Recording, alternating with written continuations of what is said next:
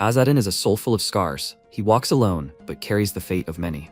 Born without magic and abandoned by his own blood, lives as a mercenary, chasing lost coins and borrowed hopes. But when a forbidden grimoire surfaces, and his sister uncovers a hidden conspiracy, the legacy of the Soulless begins to burn again. Can he rewrite fate before the world collapses? Let's find out. Somewhere in the mountains, there was a village of the Margraviate of Castle. This place was struck by a terrible drought. The wells dried up, the fields cracked, there was only death everywhere. And the people, overcome with fear for their future, began to leave the village. The Margrave of Cassel considered their behavior to be treason and sent soldiers to punish the apostates. When the people tried to leave the village, their way was blocked by knights who were impatient to deal with them. They immediately began the execution. Those who were in the front ranks fell under their hand, and the rest rushed to run away. A boy who was among them stumbled and fell, and the evil knight aimed specifically at him. Having risen, he looked at him with tears in his eyes and asked someone for help, but the soldier was merciless. And at the head of this madness stood the son of the Margrave of Cassel. The mighty sorcerer declared that the blood of divine kings flowed in his veins, and that was why he was too arrogant. He looked at the locals with disgust and said that even a beast understood the value of someone else's kindness. He called them parasites and asked with feigned sadness if they at least understood why they were still alive. Only thanks to the mercy of his lordship and those in whose veins divine blood flowed. But as soon as they lived a couple of days without rain, they immediately decided to run away. Have they completely lost their conscience? A woman, sitting between the bodies of the executed and calming her child, tearfully asked him for forgiveness and asked him to at least spare the children. For these words, the knight executed the woman, closing her mouth forever.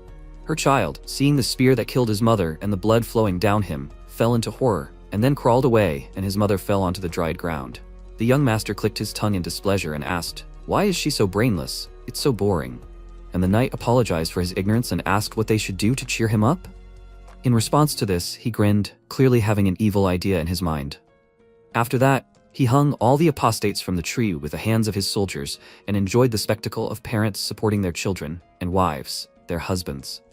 One of the soldiers called out to him, pointing to the man whose head he had pinned to the ground, and said that he was wounded. Maybe they should hang him by the waist? Otherwise, he will die without having time to entertain him. We must give him a chance to hold out as long as everyone else, right? His beloved Safia burst into tears, and when the man was tied up and carried to the tree, she begged them in horror not to do it, but only received a blow to the face from the knight and burst into loud tears again. When they hung him from the tree, she held him by his legs, and the Margrave's son only laughed at her, admiring this magnificent spectacle. He praised the peasant woman and told her to hold him better, because without her, her lover would die. He was distracted by the voice of the knight Zebek. He asked the peasants not to rush to judge the blood of divine kings so easily. The young master immediately turned around and mockingly told the others to look who had come. He came closer to him, and with a nasty grin said that his fencing teacher had come. The knight asked why go so far in punishing people. A nobleman with divine blood in his veins must be as noble as it is. He answered him that his nobility would not suffer at all if no one began to gossip about what had happened here. These fools dared to defame his honor just because the rain was a little late. And this is the logical outcome. What was he going to do? Spread rumors about his actions? He, a holy knight recognized by the royal church, was going to defame the honor of one of the noble blood? Zebek told him that he only wanted to say that it would not be possible to hide the truth forever. The Margrave's son made a displeased face and sighed, and one of the knights whispered to him, should they deal with him? He told him to forget about it and just bring the whip. After which he began to vent his frustration on the poor girl, hitting her on the back. This sight made Zebek feel uneasy, but he could do nothing but continue to watch and listen to her screams. Finally, the young master calmed down. He caught his breath and smiled. Despite the huge wounds on her back, Safia still continued to hold her lover, and he liked this sight very much. Satisfied, he finally left and lastly told his teacher to smile. Life is supposed to be enjoyed after all. Zebek did not answer this and remained with the hanged people. Soon evening came, the sun was slowly hiding behind the horizon, and the bodies of the poor peasants began to be covered with flies. Safia still continued to hold her fiancé, and he told her that he was wrong. Let her run away. She stubbornly shook her head in response and took out a coin, asking, "The Emperor's heralds, they will come, right?" She looked at the triangle drawn on the ground with tears in her eyes and closed her eyes. Night came. Safia woke up from something flowing into her mouth. Having cleared her throat, she opened her eyes and asked who it was. Sir Zebek gave her something to drink. He asked her to be quieter and, handing her a spoon with soup, asked if she could eat. She only looked at him doomedly and did not answer, and then fell asleep again. Soon morning came. The knight sat with her until sunrise. As it was getting close to the soldier's wake-up time, he woke up the girl, and said that he had come here without the other's knowledge and that it was time for him to leave. If the young master found out about this, he would be punished as well. As for her fiancé, he no longer needed any further support. Even with the stick he had put up to support his body, he still died. Sophia looked up at him in horror, then threw the stick away, and Zibek turned around in surprise. The girl still continued to hold her lover and resolutely asked the knight to tell her name. She would ask the Herald clan for him when they arrived. He raised one eyebrow in confusion and asked, "Did she mean those soulless holiness destroyers? Did she bind them with a contract?" She nodded softly in response, and he said that he didn't know if they existed. But even if they came here, Castle had 20 armed knights including him, and the young master himself was a descendant of blue bloods. He was sure she knew how powerful divine blood was. The blood of Aegis, right? She said that even if he was a mage, the Herald clan would be able to destroy him. After all, they were sorcerers too. The reason they were called holy exterminators was precisely because they killed the king who had divine blood in his veins, right? He tiredly ran his hand through his hair and said that she seemed out of her mind. But it was hard to stay sane when something like this happened. He introduced himself to her and said that he didn't tell her his name because he was afraid of dying at the hands of holy exterminators. If they came here, he would gladly get rid of them. He left, telling her that he would try to return at night, and she, watching him go, noticed the triangle and thought that she only had to hold out for 2 days. She fell asleep, and at the same time, she fell into memories of how the village was still green and life was in full swing around her. She and her lover were resting under a tree, and then he gave her a gift, a coin. She asked what it was, and he asked if she had ever heard of the clan of heralds. She looked up at the sky, and a story her father had once told her as a child came to mind.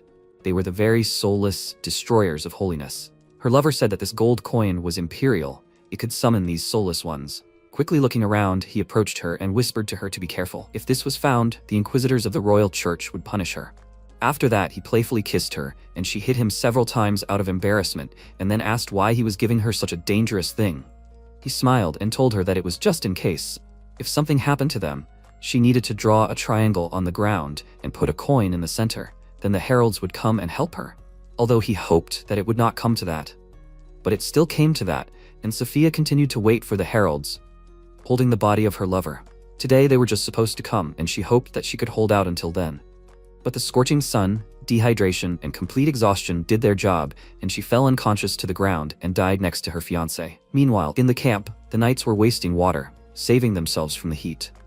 Zibek stood nearby and looked at the scorching sun with the thought that today was unusually hot. The young master approached him and told him to smile. Isn't he having fun? He told him that by killing citizens they wouldn't collect much tax, and he noticed that the number of dissatisfied vagabonds was growing, as were the thieves.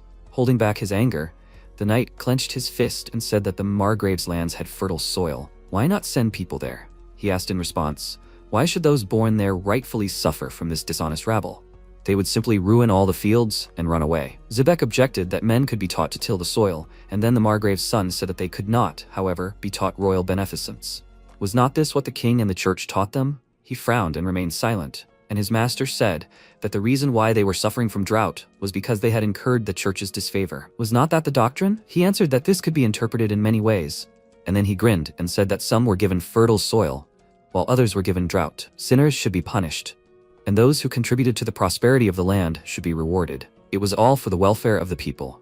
If he thought of going against his decree and helping them, then he should try his best. Then he went away, leaving the knight to his thoughts, and in the evening he went to the tree, passing through a dried-up, lifeless village. When he reached the top of the hill, he froze when he saw that the girl was no longer holding her fiancé. He clenched his fist and realized that he couldn't take it anymore after all. As he said, it was all pointless, even if the heralds were to come. He looked sadly at dead lovers, and suddenly felt something behind him.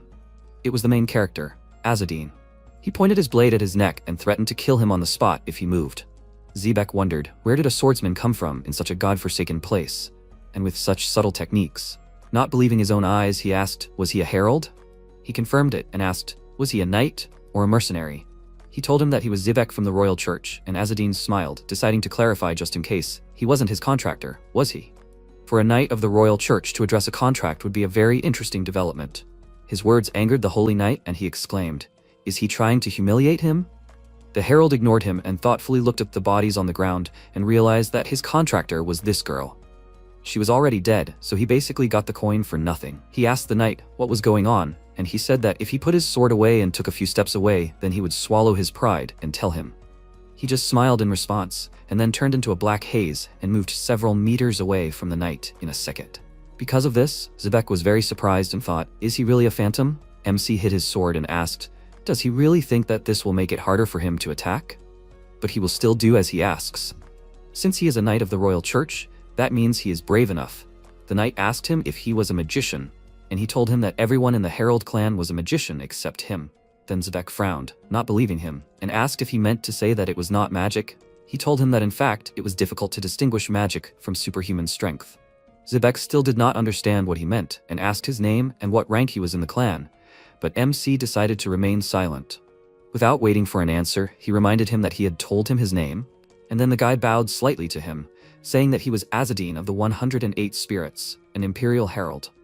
Zebek knew that 108 Spirits was the lowest rank in the Herald clan, but the movements he demonstrated were far beyond the ordinary. Since MC answered his questions, he asked him to tell him what happened here, and he told him in detail about the fate of the village and the locals. They came to the edge of a cliff that had a great view, and Azadine said that he understood everything. Suddenly, a voice was heard in the sky, noting that the contract had already been made. They looked up and an owl, the Emperor's voice, flew up to them. It landed on Azadine's shoulder and said that he had answered the request, but by the time he arrived, the contractor was already dead. It seemed that this time, the coin was given to him for free. The knight was very surprised when he heard the owl speak, and it ordered MC to go carry out another mission. Rest is not allowed, so let him move out immediately. He clicked his tongue in displeasure and turned around, getting ready to leave, but Zebek stopped him and asked because the customer was dead, he was going to leave with the reward without doing anything? He asked in response, does he want him to fulfill her will? That's strange because his master will suffer. He placed his hand on his sword and called him an impious infidel, and said that this would not happen because he would defeat him. He pointed the blade at him, and Azadine smirked and asked if he wanted to spill his blood with a sword that had become deaf to injustice. For someone like him, this was truly sad. The knight's face darkened, and he remained silent, but then he clenched his teeth, and the herald asked if he was angry. At whom? At him or at himself for turning away from the suffering? At his words, the knight became even more angry and exclaimed that he did not understand anything about this. And then MC asked if he was familiar with the constellations of the night sky, and the names and myths associated with them. Zebek calmed down a little and wondered what the point of this question was. What was he trying to say? He looked at the sky and said that people can see one thing, but feel something completely different. For some, this species is a hero from legends, and for others, nothing but a dim, pale light flickering in the darkness. Like the massacre of these people, it can be completely different in his eyes, compared to the rest of the soldiers. He approached the hanged man and looked at the ropes, and Zebek lowered his sword and said that it made no difference because he could not do anything. He looked sadly at his reflection in the blade, and said that as a knight of the royal church, he is obliged to honor those in whose veins flows divine blood. Azadine seriously said that he did not want to fight him, after which he took the man from the tree and caught him, saying that if he felt sorry for this girl, then his sword was not his enemy. Zebek thoughtfully looked at him, and MC, picking up the girl's body, asked, did he have a shovel? At first, he didn't understand what he meant, and when he laid their bodies next to each other, he asked in surprise, does he want to bury them? He confirmed this, and the knight became nervous. His master wanted them to hang from the trees, slowly dying in agony. Such an action would only serve as an excuse for another demonstration of strength. The act of burying the bodies was essentially like challenging him. Because of this, he could not bring himself to do it. Azadine said that if there is no shovel, then there is no other choice. He crouched down and began to dig the ground with his bare hands, and then the knight thought. He decided not to obey this tyrant anymore, and to help Azadine. Thrusting his sword into the ground, he approached him and began to dig a hole nearby. As soon as it got dark, the lovers were buried, and MC said a prayer, asking the Archangel of Wisdom, Courage, and Mercy to take pity on these souls. For Zebek, this was strange. For the herald to use the prayers of the Order of the Saviors, he only shrugged and said that he liked their ideology, and the knight called him a reckless and impudent guy. He turned away from his clan of birth and believed in heresy. He looked at the graves and said that if he doubted the correctness of his faith, then his family affiliation would no longer matter. Zebek asked what he liked so much about the Order of the Saviors, but instead of answering, Azadine began to look around, and then adjusted his belt and took out his bow, saying that the one he was obliged to honor was approaching them. Zebek turned around anxiously and saw the young master with his knights. He smirked and asked, did he like that peasant girl so much? He should have told him about it right away. He had to admit, for a country bumpkin, she was very attractive. From his words, Zebek understood that he found out that he cared for the girl. There are about 20 heavily armed soldiers here. Even he has no chance of winning. The Margrave's son turned his attention to MC and asked, Who is this freak? He pulled the bowstring at that moment, and then fired an arrow at his army, and it hit the eye of a knight standing at the very end of the line. Feeling the pain, he quietly wheezed and his whole body trembled, and then he grabbed his head and screamed loudly in pain, which made everyone immediately turn to him. Zebek was puzzled. How could he hit the eye of a soldier who was standing almost at the very end? Azadine took aim again and fired. The arrow whistled and flew into the knights who were standing in the front row. They raised their shields, thinking that they could defend themselves this way, but the arrow easily pierced it and the knight felt a sharp pain. He dropped the pierced shield from his hands and, choking on tears and drool, looked up at the guy and then fell down exhausted and bled to death. The others stepped back in horror, watching his suffering, and Zebek was very surprised. His arrow pierced the shield. It twisted like a living snake. At this moment, MC decided to answer his question. He wondered what he liked so much about the Order of Saviors. He liked the very idea that a person's dignity is not determined by his birth, but only by his faith and deeds. Just as someone who is born a descendant of a divine king but tortures and commits massacres against his own people cannot be considered an aristocrat. Realizing that he was talking about him, the young master gritted his teeth in anger, and when Azadine pulled the arrow back on the bowstring, he loudly shouted all sorts of curses at him, and then called out to Zebek and gave him the order to kill him. MC jumped high, so much so that the knights had to raise their heads. They looked at him with surprise and fear, as they did not know what to expect from him. He fired an arrow into the knight's eye, and then a second and a third. As he fell, he did not stop shooting his bow, and several knights ran towards him to attack. One of them struck his spear upwards, but he did not expect that he would stand on it and use it to jump.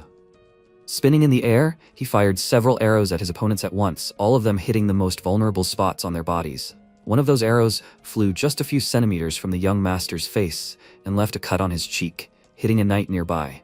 He nervously turned around and thought that he didn't seem to intend to kill, but just wanted to take everyone out. Looking around and watching the new losses, he shouted, "Who the hell is he?" From the dark haze, Azadine appeared behind him and said his name, adding that he was a herald. Hearing this, the young master tensed up, and his knights asked in shock, "Is he one of the Soulless?"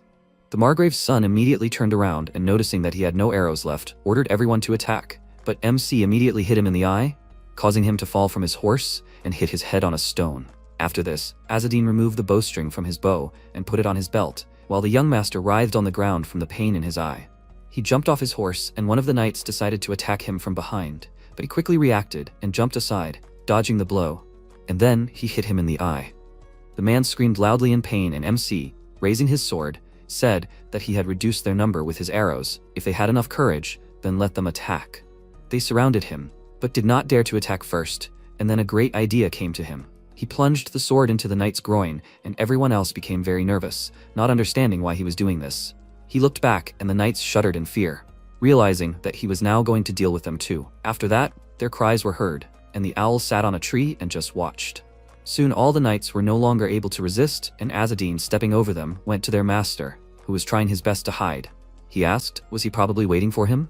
Such trash, reveling in the suffering of other people.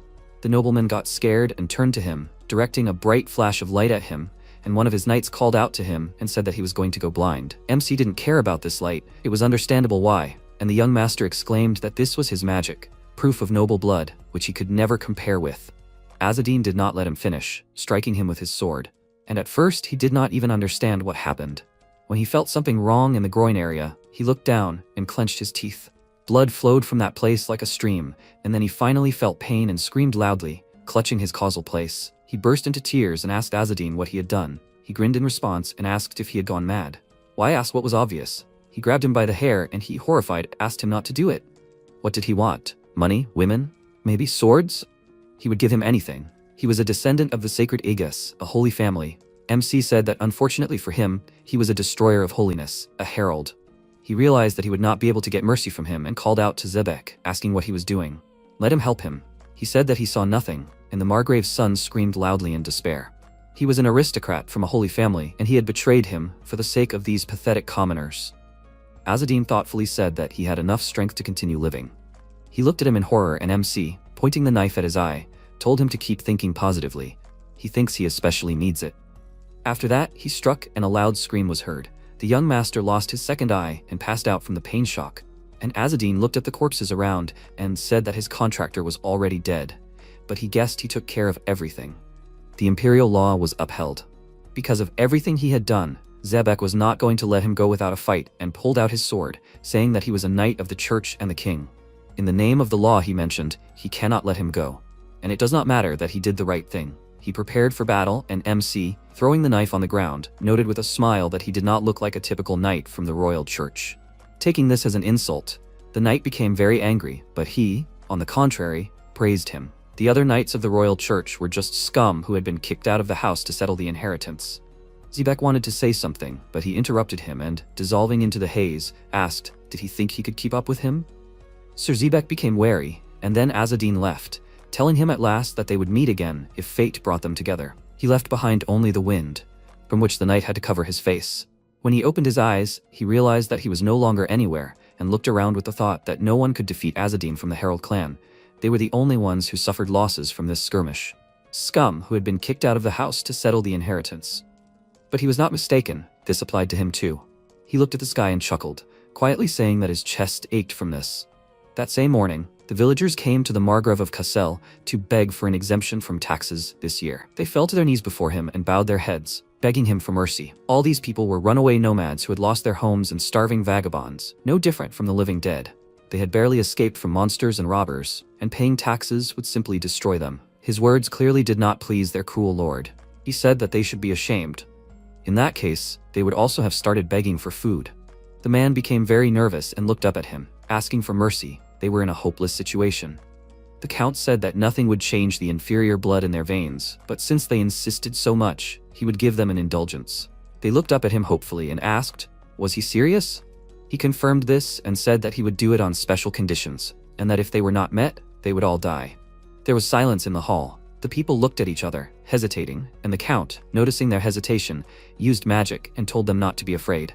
What they asked for took up no more than 1 page in a grimoire of that size. He showed them the book, and the man said that they were ignorant of magic, so they had never heard of such a thing. The Margrave said that even such hopeless fools as they should know it. If they simply wished it, it would answer their call and appear. If they could get him even a page, he would free the village from taxes for 3 years and provide them with 50 bushels of wheat, barley, and oats. This offer interested them very much, and one of them asked if they should not at least know the name of the grimoire in order to find it for him. The Margrave dispelled the magic and said that it was a copy of the Book of the Divine King, which shocked them. As soon as they left, a black snake crawled out from behind the curtain and hissed, turning into a beautiful girl. She said that in her opinion, mentioning the Book of the Divine King was a rather careless act. He told her that this was nonsense. They had already searched everywhere for this grimoire, hadn't they? Rumors would sooner or later spread throughout the continent. It would be wiser to find at least 1 page first. He asked the witch why she had come, and she reported to him that his son had fallen victim to an attack. He said that his forces could not fall so easily. Sir Zebek was with them. She said that their enemy was the Herald clan, and he looked down at her with interest, saying that they were also hunting for the Book of the Divine King. If they wanted to get rid of the curse of debt, they simply needed this grimoire. So his son was dead? The witch told him that rumor had it that he had lost both his eyes and his reproductive organs. What would he do? Upon hearing the news, he clicked his tongue in displeasure and told her to order soldiers to be sent out and exterminate all the heralds in the surrounding lands. He extended his hand to her as if demanding that she give him hers, and she said that she understood. She would contact the commander. He grabbed her wrist and pulled her towards him, telling her to just give the order. He sat her on his lap and ran his finger over her lips, saying that since his child was castrated, he needed a new one. Meanwhile, MC was still in the borderlands. He wanted to drink, but found that his water skin was completely empty and sighed heavily, noting that things were bad. At this rate, he would die of thirst. Why was it necessary to arrange all this circus with 2 days? Bad spirits. The owl asked, does he dare to address the voice of the emperor so impudently? Azzedine let out a disgruntled sigh and said that, frankly speaking, because of the senseless death of the emperor, they, his heralds, are now despised by the entire world around them, and they are treated as soulless heretics, destroyers of holiness. Not only that, they also decided to impress the contractors with their 2-day appearances, so he had to rush here so fast that he couldn't even take his luggage. Now here he is on the verge of dying of thirst, and he only has dry rations with him, which cannot be digested without water. At this rate, he could die of hunger. The owl felt a little ashamed and asked him for forgiveness for this, but his humble servant will soon appear. Suddenly MC twitched, noticing something. He peered into the distance and carefully placed his hand on the hilt of his sword, wondering if these were ghosts. Blue, translucent streams of light appeared in his path, taking the form of peasants killed by the Margrave's son. Recognizing them, he relaxed, and the beloved couple bowed to him in gratitude. He nodded and greeted them hesitantly, then said that these lands were not illuminated by either royal virtue or the blessing of archangels, so they should not linger here. He had avenged their grievances, so let them go to the afterlife. Sophia pointed her finger behind him, and he turned around. There was a well behind him. Thinking that they wanted to offer him water, he said that they should not have done that. They just needed to go and rest. He approached the well and looked inside in anticipation, then began to lift the bucket, thinking that he was extremely thirsty. When he pulled out the bucket, instead of water, he saw sand at the bottom and a page buried in it, probably the grimoire. The Herald clan is, in fact, the people formerly known as the Aragasa. After surviving a devastating typhoon on their continent, they migrated and settled on the continent of Vibris. This continent was originally divided between the 8 divine kings of the Aegis clan, each ruling from their own throne. The kingdom of Shitai, Asander, Banlan, Karazar, Tarazar, Gorazar, Bruma, Naga, Arangi. However, in this era, one of them usurped power over them all. The remaining 7 Holy King brothers were completely suppressed by the emperor of the Eslad clan. The emperor sought to destroy all remnants of the sacred royal lineage, while the foreigners known as the Aragasa were desperate for a new land. And then the emperor gave the strangers a memoir called The Song of the Yellow Bird, and a spirit called The Emperor's Voice remarked that it was rude to call it a curse. It was an honest payment of a debt. In exchange for this, they signed a contract with the emperor and became known as heralds. Thus their hands were mercilessly stained with divine blood. They became the emperor's sword, his servants, and his inquisition. It was the heralds who dealt with the nobles he did not like, who enriched themselves illegally. For the people of Vibris, this was the greatest sin, because they believed in the afterlife and the cycle of reincarnation. However, the death of the emperor put an end to the United Empire, dividing it into 8 independent kingdoms. And then universal condemnation fell on Argasa. They were called Soulless heralds. Then they faced another misfortune. The contract made by their ancestors with the emperor remained in force. Even after his death, they remained bound by the oath forever. Azadin pulled out a page from the sand. He immediately recognized it. It was from the Book of the Divine King, the source of their divine powers.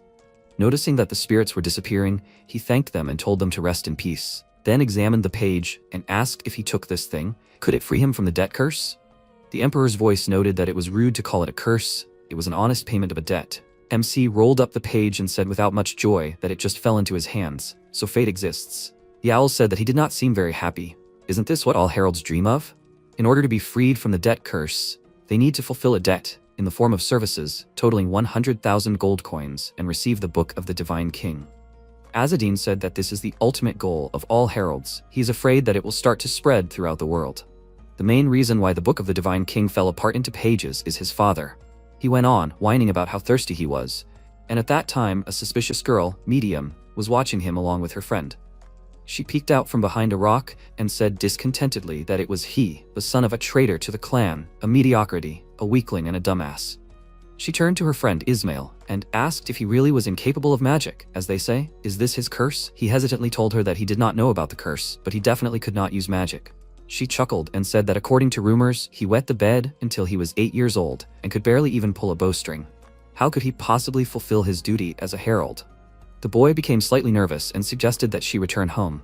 Even if she was the contractor's relative, why would she want to mess with that low-ranking herald? She ignored him and suggested testing him, and he nervously exclaimed that apprentices weren't allowed to attack heralds. She pulled out an arrow and asked excitedly, "Who cares? If she defeats him, she'll take his position, and she definitely won't lose. But she can't kill him either, so she'll just unscrew the arrowheads." He reminded her that he was that fussy elder Kazas' apprentice, after all, and everything about him was full of dubious ifs. She unscrewed the arrowheads and took her bow, saying that it doesn't matter, no matter how great Kazas is, a fool is a fool, even if he's been trained for 10 or 100 years. She frowned and thought that it was outrageous. The son of a traitor who couldn't even cast spells was still listed as a herald. He was just taking someone else's place. Because of him, competent people like her couldn't become heralds. She pulled an arrow on the bowstring and then fired, and before it hit the target, she hid behind a rock. After waiting a few seconds, she carefully looked out from her hiding place and immediately got hit in the forehead by a rock, from which she screamed loudly and fell. Ismail called out to her worriedly, and MC, climbing up the rock, squatted down and showed her his quiver, asking, "Is this where she shoots arrows?" She rubbed the bruised place and lied that it was a greeting. After which she thought, when did he get up here? She didn't feel his presence at all. She noticed his quiver and wondered if he had caught the arrow in flight with it. Azadin asked their names and they introduced themselves. They were apprentices who had been sent to help him. He asked with displeasure, did they really want to help him? With this? He threw away the arrows, and she said sarcastically that the quiver looked empty. She only wanted to share the arrows with him. How was that not help? He sighed tiredly and said that it seemed like they had asked to be apprentices because they had gotten bored in the Holy Lands. He called them kids and told them to just go home, which made Medium very angry and exclaimed that she was from the Edel family. MC was about to leave, but her words made him stop, and he asked, didn't they know that for a herald, lineage doesn't matter? Since they were apprentices, they should help him. And they were trying to shoot him, or maybe they were asking for educational measures? What would happen if they did something like that outside the Holy Lands? Medium became nervous. She realized that he was so different from what they said about him. Could this really be the man that everyone and their dog made fun of? Azadine told the girl to apologize for her behavior. If they wanted something from him, they should first show him due respect, whether they were from Aragasa or from the ranks of his enemies. Which side do they prefer? She gritted her teeth in anger, but still swallowed her pride and apologized to him for being rude to him, and in the end added that she was Aragasa. He accepted her apology and asked her not to shoot anyone from now on. If she had no intention of killing anyone, then she shouldn't play with something sharp outside the Holy Lands. She looked down and told him that she understood everything, after which he ordered them to go back. He wouldn't tell anyone anything. He didn't need apprentices. Remembering something, he turned to them and asked with a smile, do they have any water? Because of this, the girl could no longer hold back her emotions and resolutely challenged him to a duel, which made her friend nervous and grabbed her hand, saying that this man was dangerous. She understood that he was different from the rumors. Even if he was not an idiot, he was strong, proud, and not lacking in intelligence. But to avoid a duel, as she was going to, was cowardice on her part. So she said her name and officially challenged him to a duel for the position of herald. Ismail thought with tears in his eyes, she did it after all. The protagonist scratched the back of his head and said, duel? Aurel is a bad influence on these children. He then placed his hand on his waist and added, she will take his place if she wins, but does she even know what will happen if she loses? She answered, of course. Everything she has, including her life, will be his. She is ready for it. The protagonist thought that Ariel is only part of the problem. The much bigger problem is that she underestimates him. After that, he said that she should give up before it is too late. Just because Ariel can defeat him does not mean that she can. Of course, he understands that his reputation is far from impeccable, but he was given this position for a reason. After that, she turned in the opposite direction, and Ismail called her.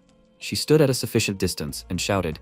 Now there were exactly 100 steps between them. She was challenging him, Azadine. The Emperor's voice flew over them and said that this confirmed their duel. Herald Azadine, he must accept the challenge. Medium was surprised. Is this the Emperor's voice? MC scratched his cheek and asked, is this serious? Ismail said in fear, God. He thought, the Emperor's voice is a spirit that every herald receives. And if the spirit confirmed the duel, it is impossible to refuse the challenge. This is not good. Medium shouted that she simply must win.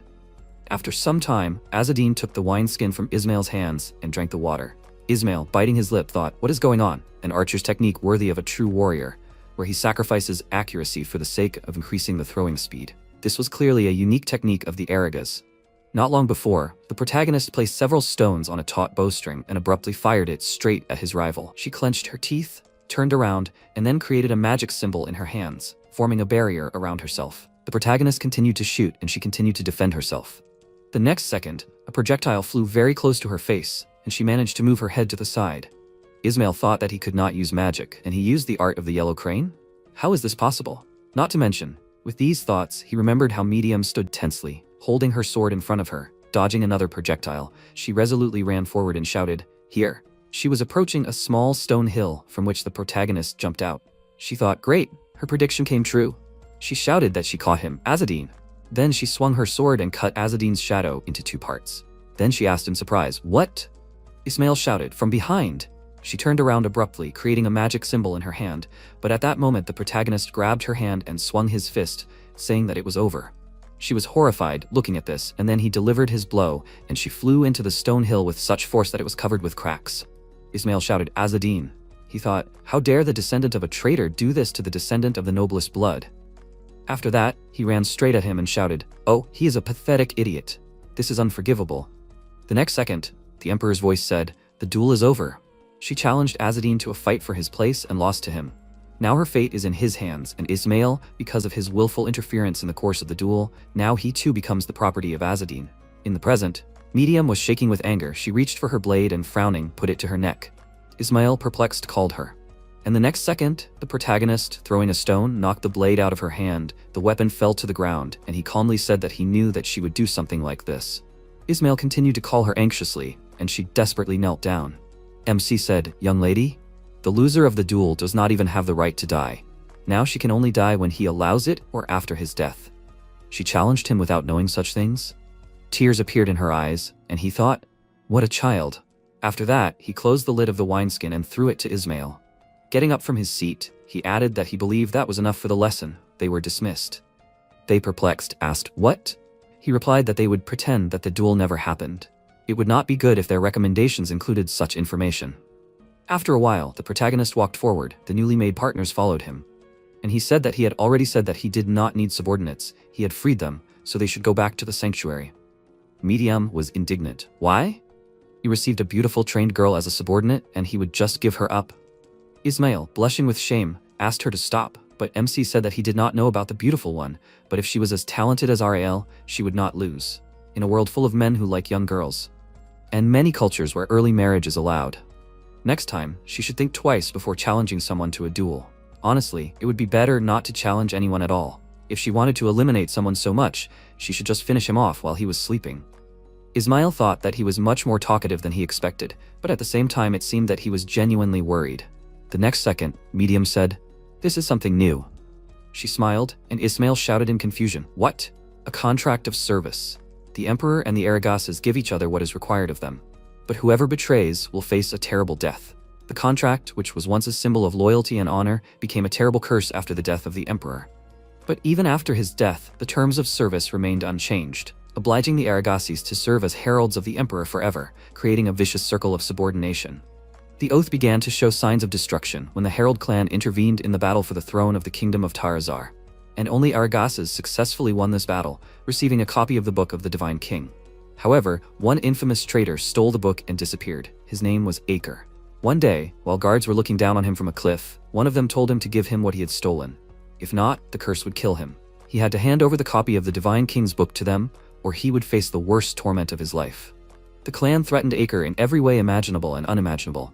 But in the end, all hope vanished, dissipated into dust, because he tore the book apart in the heart of the World Mountain Range, and then he became the first victim of the contract curse. Because of this curse, he gave birth to twins despite having a male body. Azzedine and Uriel, brother and sister. Of the two, Uriel became the strongest, while her brother was hailed as an idiot. The protagonist thought, who is spreading these rumors? Then he came closer and said, he clearly said that he does not intend to take them with him, so they should stop following him. Medium countered, they're not coming for him. They just need to deliver this. She then handed him the letter and explained, it's from the head of the Salasma region. Azzedine took the letter in his hand and said, that old man doesn't like him. He then thought, okay, he should skip whining about not receiving reports. Copies of the Divine King's book keep appearing, so he has to find this. He'll factor this into his recommendation. Judging by this, the other heralds are aware of the existence of the copies. He then put the letter in his breast pocket and said, and as they say, copies of the Divine King's book have been appearing lately. Do they know? Medium smiled and confirmed it. It was his father who betrayed him. Before she could finish speaking, Ismail stepped on her foot. She turned around and screamed, that hurt. Why did he do that? The protagonist said, enough. So they both knew. Now they'll have to drag themselves to Salasma to greet the head of the region. He is grateful to them for giving him the letter. Medium, putting her finger to her mouth, said, since they are going in the same direction, can they continue to follow him? At the same time, she will tell you what happened in the clan in his absence. He replied that this road does not belong to him, so if they want, they can go. She happily followed him. After some time, they continued on their way and stopped in the shade of a tree for a rest.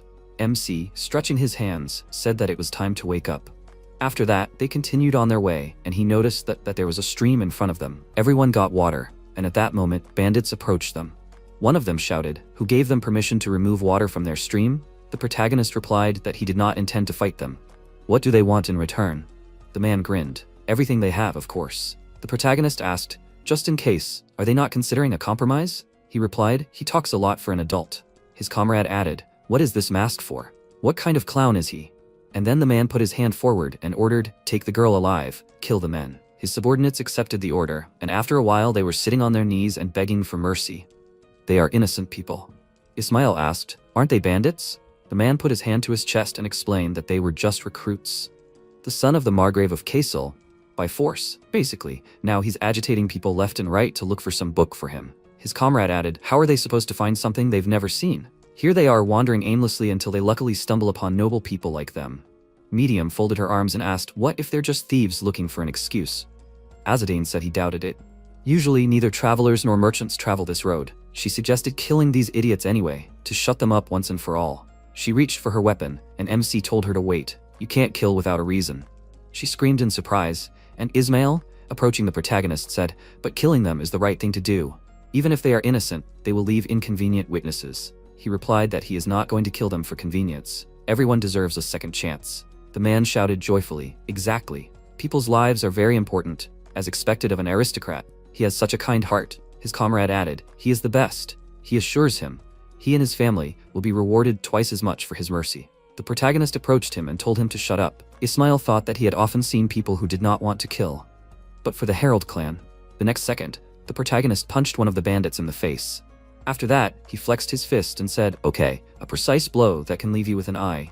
The other bandits froze in fear, and he said that they should try not to twitch, but a wrong move, and they can lose their face. The man said, but he said that he would spare them. MC chuckled, so he would spare. But only mutilation could make them give up violence, even if they did not feel remorse in reality.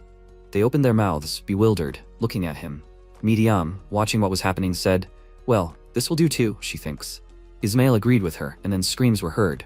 After some time, the wounded bandits walked forward and said irritably, now he will not have children. This damn idiot. The man, leaning his hands on the shoulders of his comrades, said, he will only get caught one more time him. Before he could finish speaking, a huge ogre grabbed his head, squeezing it in his hand. The others looked at this, bewildered. After that, the ogre grabbed another one, lifting him by the leg and said, food. He is carrying food. He threw him into the huge basket behind his back. After that, he grabbed another bandit and said that he belongs to gold. He also stuffed him into the basket. And after that, he looked at the goblins as they began to eat the remaining man. He looked ahead, at the village in the distance, and said, people, village, big fortress, lots of meat. Meanwhile, the protagonist and his companions continued on their way. Medium said that at first she thought he was being too lenient, and was surprised, but if you think about it, it's not a bad approach. They even got weapons. Azadine replied, it's hard to understand those in whose skins they've never been. Losing an eye is not just an injury, the consequences are much deeper than it seems at first glance. People they previously saw only as victims have now become a source of fear for them. He's sure that this is a good opportunity for them to repent of their actions. Ismail thoughtfully asked, an opportunity for repentance, right? He spared them and even gave them a chance to improve. The next second, MC got off his riding beast and said that this conversation made him a little tense. Medium asked, what conversation? He replied, they mentioned that Margrave Cassel was looking for a copy of the Divine King's book. Ismail said thoughtfully, but Margrave Cassel was already far behind in the race for the throne. He assumed that they would try to catch up with the competition using the magical knowledge in that book. The protagonist reached for the mask on his face and said, political figures are always obsessed with power. It's dangerous. He'll have to give up the Herald mask for a while. It's a precaution while they're in Count Kessel's territory. His companions asked, confused, what? He has no eyes? They froze in surprise and he put on a cape. Ismail asked, but he doesn't stumble at all, although he can't see anything. How is that? He replied that he himself doesn't know. It's just that he's been able to see without eyes since birth. Medium came closer, examining his face, and the protagonist asked, what is it? She should say if there is anything. She replied that if you think about it, in this situation, the scars even look good on him. He asked, puzzled, what? She replied that it seemed like he was handsome, and then an accident happened that cost him his eyes. She just thought it was better to have scars than a handsome face with unpleasant eyes. Ismail remarked that this was rude in any form of formulation. The protagonist stroked them out and noticed that she had said exactly what the person who had inflicted the wounds had told him. She asked who it was. He replied, Ariel. She said that it was strange not to have what nature intended to be there, and that one could at least imagine beautiful eyes in place of the scars. After that, she cut his face, saying that it would be better this way. Well, thanks to this, he successfully pretended to be blind. When he was alone, it did not cause any problems. Medium smiled and said, yeah, so they have to play along with his pandering to the blind? He said no need. After a while they stopped on a hill where they could see the village, and after a while they came to the gate. Ismail said he could see the gate, but the line was pretty long. Azadine said he hadn't been here for a long time, at the gate to the east of the village. Medium folded her arms and looked at him with a smile and said, this is also the village where the Imperial Road starts. What would he say? Wasn't it great that they were at this important starting point? He told her to shut up. He was a pilgrim on a solitary journey after all. They were just kids who happened to be on his way. Then he frowned and said, hey, puppy eyes. Ismail looked at him in confusion and he asked, was it like this the other time he was here? At that moment, the guards were collecting all the precious things from the people who came to them and putting them in a box. Medium said, they were just stealing. Ismail said that was not true, he did not remember such a thing last time. The protagonist answered, I see, he thought that they were looking for something. If they were still so thorough, then so be it. At that moment, a guard approached him and asked if he was blind or something. He answered, not really. These orphans were guiding him on his journey. He said, God, it must be hard. MC answered, not so much. He apologizes, what's going on? He put his hand forward and asked, have they heard rumors about a page of the Divine King's book? The protagonist clarified, the Divine King's book? He confirmed it. Rumors say that some clan of heralds created a copy of that book after stealing it, and now these copies are appearing all over the world. The idiots of Margrave Castle opened a real hunt for this, a complete madhouse. The protagonist asked, so there are plenty of such idiots? The man looked at him in surprise, and he said, nothing. He thought that this was not good. He remembered the letter in his inside pocket and thought that this would be difficult to solve. At that moment, one of the men standing in line grabbed the guard's hand and shouted, he needs this money to feed his family. Aren't they looking for the Book of the Divine King? Why do they need his money? The guard turned around abruptly, hit him with his fist and told him to get lost. The man fell to the ground, and one of the guards said, the grimoire can take different forms. What if it took the form of money? His partner added, they are looking at everything carefully and will return it if it is not the Book of the Divine King. The man rose from the ground, and at that moment his daughter stood in front of him and shouted irritably, this is stealing. Stealing is wrong, they have to give it back. One of the guards said, little fool, does she know that any objections will be punished by beatings? The man hugged his daughter and shouted at them to stop. They are threatening a small child. This is already violence. The next second, the guard punched him in the stomach again and shouted at him to shut his mouth. Cosette leaned over to her father and called out to him in alarm. The guard shouted, damn, he should raise his children better. Does he understand? Next, Medium clenched her fist in irritation and said, these crazy idiots. Ismail asked, what will they do? Medium asked him, will they fight? Azadin put his hands in front of them and told them to wait. At that moment, a man approached the guard and whispered something in his ear. He was surprised. What? Then the men holding the chests in their hands ran out of the gate. The people standing in line asked in surprise, what was going on? Why are they packing? MC said that ogres were spotted nearby. They were surprised, what? He explained that he heard their words thanks to his good hearing. People started to get upset. Will they close the gate? They have to open it. We need to discuss this. They have to wait. Meanwhile, several carriages stopped in place. Targi, the bastard son of the Margrave of Castle, sat down on the steps of one of the carriages and, turning to the knights, asked if they were sure that they had closed the gates carefully. They confirmed their confidence, and he, going inside, said that they had been informed that there was no copy of the Book of the Divine King here. They should leave with the goods they had collected. At that moment, a subordinate ran up to him and called him, asking what they should do. He turned away and told them to simply fight off the ogres if they came too close. They were trained for just such cases. The warrior thought that he had only been training them for one day.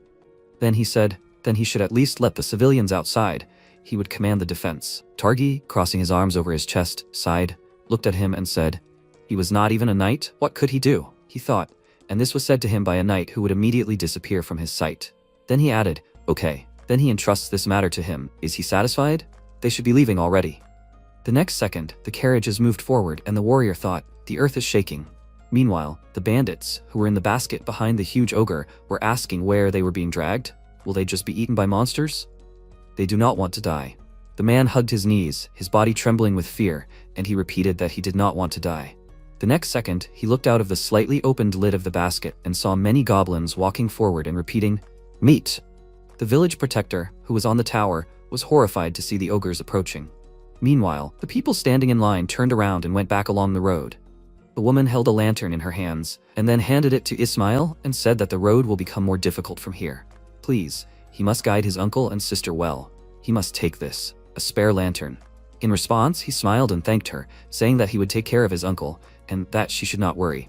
The protagonist thought that people were much friendlier when he played the blind man. At that moment, a warrior shouted outside the village walls that the knights and mercenaries had retreated. But they needed to protect the village. They needed to gather those who could fight and fight back. Any help would be good, so while they were defending the village, the old people and the wounded would be able to leave much faster. The father, turning to Cosette, said that her dad would fight, he would protect her. She answered, but he couldn't even cut an apple. Meanwhile, MC thought about it, and Medium, gritting her teeth, said that she couldn't even believe that the knights who were supposed to serve the people had simply driven the people away. They should be ashamed, pathetic idiots. The protagonist remained silent, and then said that it was a sacrifice to buy time and give the people a chance to get away. In fact, they think it's a good deed. She looked at him in surprise, and then thoughtfully said, maybe so. It's strange that the Argas sympathize with the Vibras people. Ismail said, come on, he personally agrees with them. The next second, the protagonist suggested splitting up and disappeared from the spot. His partners looked at this in surprise and shouted, he must wait. Where is he going? After some time, the villagers armed themselves, took their places. The man, turning to the captain, looked at the approaching monsters and said that there are too many of them. Gold, looking at the wall, shouted his name and then threw the basket forward. He said, they have meat. It takes a very, very long time to eat. We must give it to them. They know better. The ogres are smart. They must give up the village. A big, strong ford. After that, he swung his leg and hit the ground. He added, a lot of meat. A villager shouted, this ogre is their leader. They must shoot at it. Then the archers began to attack, shooting many arrows at the approaching monsters. A goblin with a skull on his head hid behind a basket and said, forward. They must break through the gate. The armed monsters ran forward, and a villager, turning to the others, shouted that they must defend the gate. Shoot at everyone who comes close. Arrows continued to fall on the monsters, and some of them, swinging their axes, were already trying to break the gate. Huge boulders were flying at the wall. The villagers holding the gate from the inside shouted that they were breaking. One of the village defenders shouted that they must shoot. We must kill them all. The man thought, Cosette, she must run far, far away. After that, he fired several arrows. At that moment, the goblin took out a magic staff, from which a powerful energy burst out, and he joyfully said, the stick answered, the book of the divine king. The book is somewhere close. At that moment, MC jumped right at him, stepping on him with his feet. Then he jumped up, pushing off from the basket with people. A huge boulder was flying at the wall. The defenders looked at it in horror. And the next second, the protagonist jerked several of them by the collar and carried them to a safe distance, throwing them on the ground. He sighed, and then said that he would help with the defense. One of them asked who he was. He answered, the herald of the emperor. The defenders were outraged. The herald of the emperor? He is from that clan of heralds? The next second, the protagonist, taking the bow, jumped off the wall and, spinning in the air, fired 2 arrows into Gold's eyes. He screamed in pain and then shouted that he would kill him. He punched in front of him. The huge boulder flew to the side. Azadine jumped on his head, and he continued to shout that he would kill everyone. Then he stepped forward, crushing several monsters. The protagonist pulled the bowstring and thought, right, he's going in the right direction. Then he fired 2 arrows at once, hitting 2 monsters at once. The man watching from the wall asked, is this really a holy fighter? At that moment, the protagonist looked in surprise at the basket from which the bandits began to climb out, and thought, isn't this the bandit he met recently? The man tried to crawl out, but at that moment, a goblin stood in front of him. He threw his staff and said, the book of the divine king. He will become the king of fangs. The next second, his hand transformed, covered with many mouths. He shouted that he will rule the fangs. Then MC turned around and asked, what the hell? This is already a problem. The substance with a huge number of mouths directed its appendages in different directions. One of the appendages with a special cluster of teeth at the end flew forward, devouring Gold. He screamed in pain, trying to break free. He screamed that it hurt. The teeth tried to close on his head, and he screamed that he liked to eat.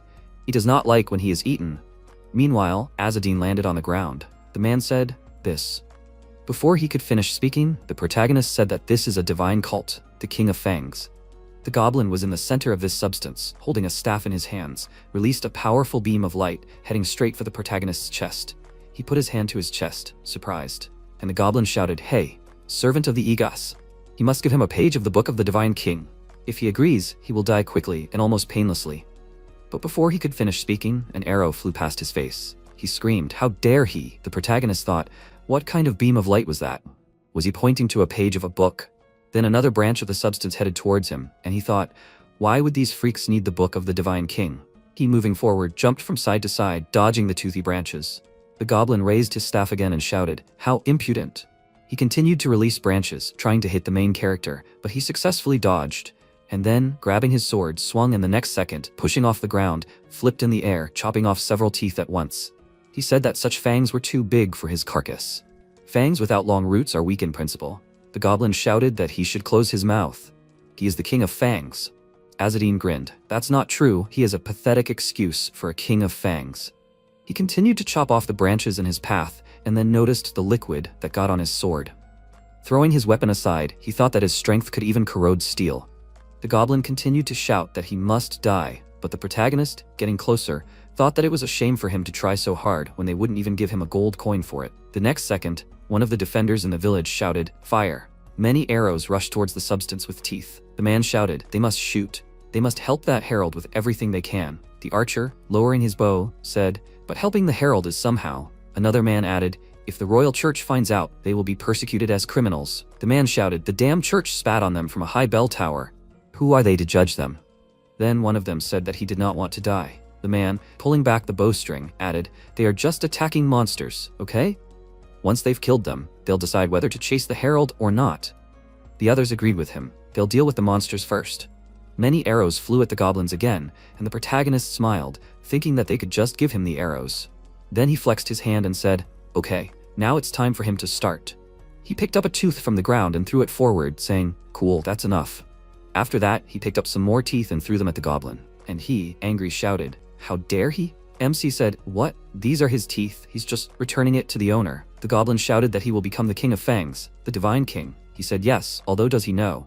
With that, he threw an especially large tooth at him and arming himself with another one added, "It just so happens that he is a slayer of holiness." After that, he threw it forward again. The goblin's head flew off his body. One of the village defenders said, "It's over. Soulless apostate."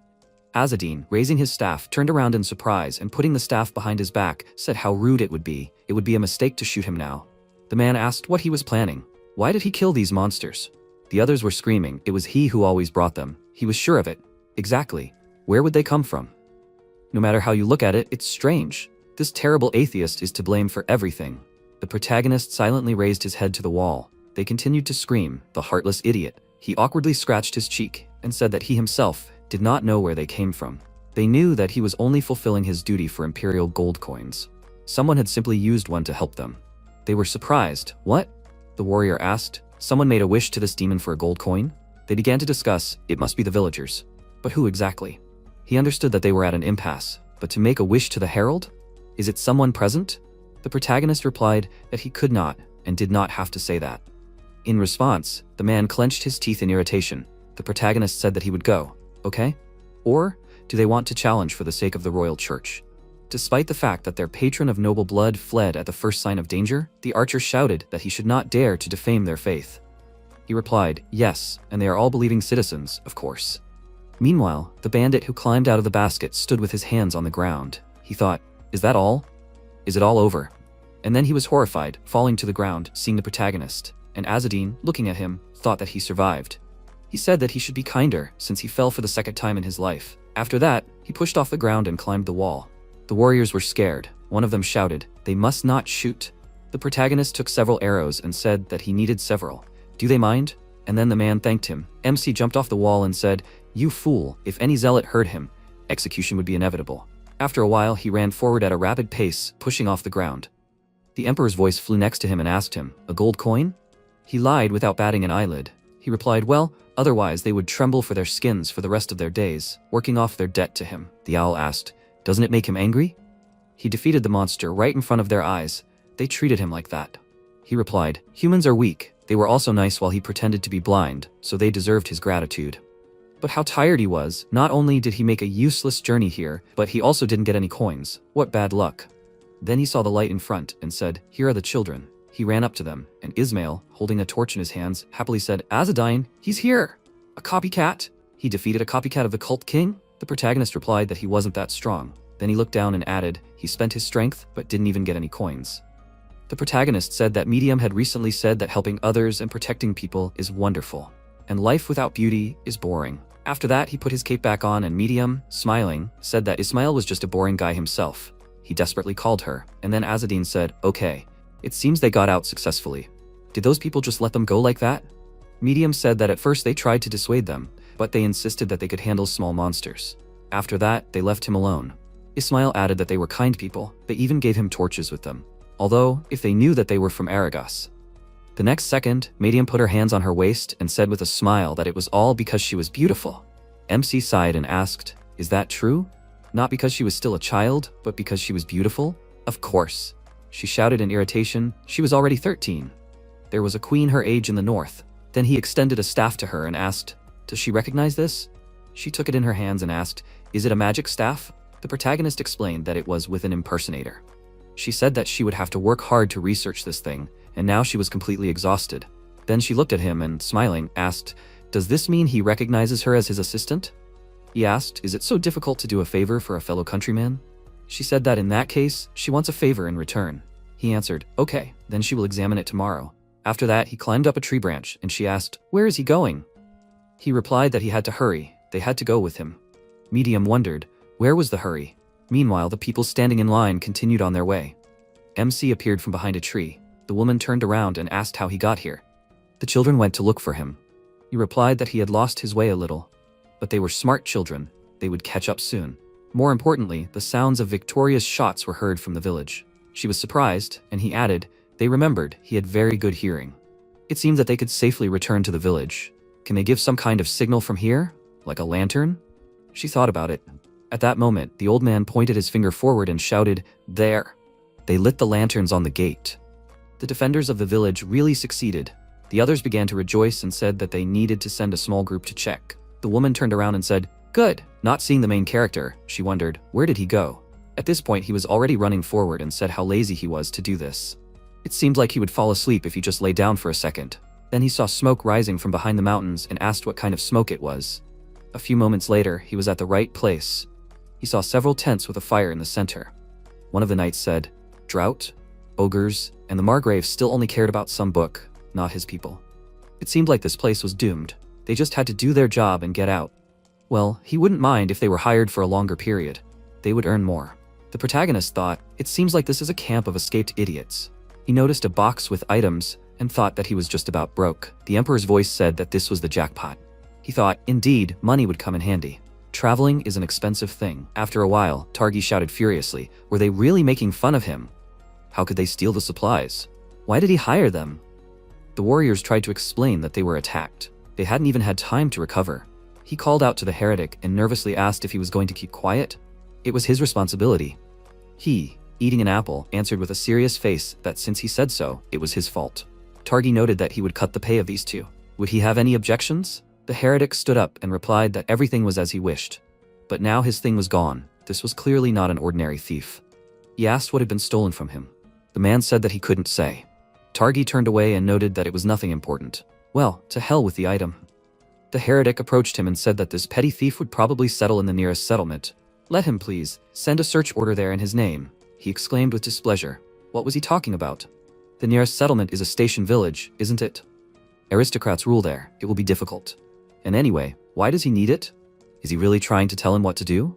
The heretic grinned and, thrusting a dagger into him, replied that then he would simply turn the place upside down in his name. The remaining warriors excitedly approached the captain. He added with a grin, "Let them not be afraid. This blade is a gift from a witch." Suddenly, Targi felt a spider crawl into his wound and exclaimed that there was a spider there. The heretic asked with a smile, "Everything is fine now, right?" He winced in pain and shouted, "What kind of horror did he do to him?" The man sat down next to him and replied, "Let him relax." The spider inside him was just pinching a little. From now on, he had better start listening to him. Otherwise, the spider would start laying eggs in his body. And when they hatched, the real show would begin. Targi screamed in horror. What did he want from him? The heretic took him by the shoulder and horrifiedly replied that he would plunder this settlement near the station and catch the rat that stole his things. After some time, an owl, sitting on a branch, informed that it was now 10:04 a.m. Let them wake up. Medium and Ismail reluctantly woke up. The girl stood up and, seeing the main character, asked in surprise, where did he already have 2 staffs from? He replied that yesterday he came across mercenaries and found another one in their supplies. This staff is the same as the one the goblin had. Let her look at it. Ismail snatched it and remarked that he would have to look at it in case it was cursed. He closed his eyes and began scanning the end of the staff. MC asked if he could see anything. The guy replied that he could see an astral image in black and green tones. The protagonist remarked that if it were the Fang King's thing, the image would be red. Maybe it belonged to another cult? Ismail agreed and added that the function of this staff was to search for a given target. It was needed to point at something, but this thing was quite fragile. It could easily break. However, its creator was clearly not a small fry. He felt like it was made in a hurry, but the capabilities of this staff surpassed many magical tools. MC took it in his hand and thought that this was a stick created to track copies of the Divine King's book, right? There were probably more than 2 of them, which meant that the amount of surveillance would only increase. He said that they needed to take a closer look at the owners of these items. After some time, they approached the camp. The protagonist, sitting on a branch, noted that this was a pain in the ass, so-and-so. He thought that the atmosphere had somehow changed overnight. It seemed to him that they were preparing for battle. Perhaps they were also aiming for the pages of the royal book. He expected them to do something after losing the staff, but they immediately decided to start a war. Medium asked how the situation was. Did he see anything? The protagonist jumped off the branch and replied that it seemed to him that they were planning to attack the nearest village. The girl asked in surprise, was this a settlement near the station? Ismail, with the same surprise, noted that this place was much larger than the average village. Medium said that one cannot act so recklessly. Usually such measures are taken out of desperation. MC remained silent and replied that it could be. He put on a robe and taking a stick set off. After some time, they came to a settlement near the station. The guard, seeing the protagonist without a mask, asked if he was blind. Everything was clear to him. Let him step carefully. He thanked him and they went inside. Medium asked with a smile, did they seriously let blind pilgrims through without asking questions? Ismail added that they were deceiving them. Entering the city, he was surprised to notice that it was a trade van from Khorasar. The girl happily exclaimed that they finally had a break. MC inquired that this was the Khorasar Trade Association, right? At this time, Derek Savan, sitting on a chair, remembered how he asked Ariel as a child, so she was a junior herald? And this despite the fact that she was the child of a trader? In her place, he would not have dared to look up. He thought that the great genius of the clan, who became a herald at the age of 3. That's how the adults called Ariel then. In his young years, he learned the truth through pain and a broken knee. But that's not all. This girl is much more than just a strong personality. Suddenly, Derek heard strange sounds and wondered what the noise was. At this time, MC thought that recently, in the Khorasar Trade Association, they started out as a group of small traders. But now they have grown and become the largest organization in Khorasar. In fact, this is a secret organization led by heralds, in other words, the people of Aragas. All the traders in this association, in fact, are also Aragas. They should keep a low profile. Suddenly, the traders called out to him and asked who they have here. This is the same famous 108th spirit, Sir Azadine, right? How has this quasi-herald been doing for the past 3 months? They even sent him apprentices during this time? He's a talented guy, huh? MC replied with a calm face that these kids weren't his apprentices. Enough, let them help his goat with the horseshoes. Could they handle that at least? The merchant agreed with a smile and, taking the goat's leash, asked, since he was asking, where should they go? The protagonist gave the other one a bag and pointed out that they should exchange this for money as well, and let them give him Blue River arrowheads, if they had any. He mockingly asked if he wasn't one of those who became a herald, thanks to Kazas' recommendation, although he hadn't gone through any formal procedures. Another merchant with a sly smile noted he was just a coward who couldn't even handle basic training. Let him look at how many expensive things he had. He mockingly exclaimed that he must have stolen it somewhere. What kind of herald is this? The protagonist added that he still needed a change of clothes. Could he borrow these from them? And his clothes needed to be washed. Ismail, watching this, whispered to the girl that he didn't like it. She pointed out with a serious face that no matter what the circumstances of his birth were, he was still a herald. It was their duty to help him. The merchant threw him a woman's dress and said that it was his change of clothes. MC asked discontentedly, could they stop making such childish jokes? He didn't want to start a fight. They shouted furiously. What did he say? Does he really think they are obliged to serve him? He was just lucky to become one of the 108 spirits. Suddenly, Medium asked, if they were unhappy about something, how about settling it with a duel? Or are they afraid of the consequences of defeat? Are they really good at just talking? The protagonist, hearing this, thought, who would talk? One of the merchants approached her and mockingly said that she said so because she knew nothing. This guy couldn't stand a punch. The girl asked with a smile, was that true? Suddenly, she jumped on his neck with lightning speed and put a knife to his neck.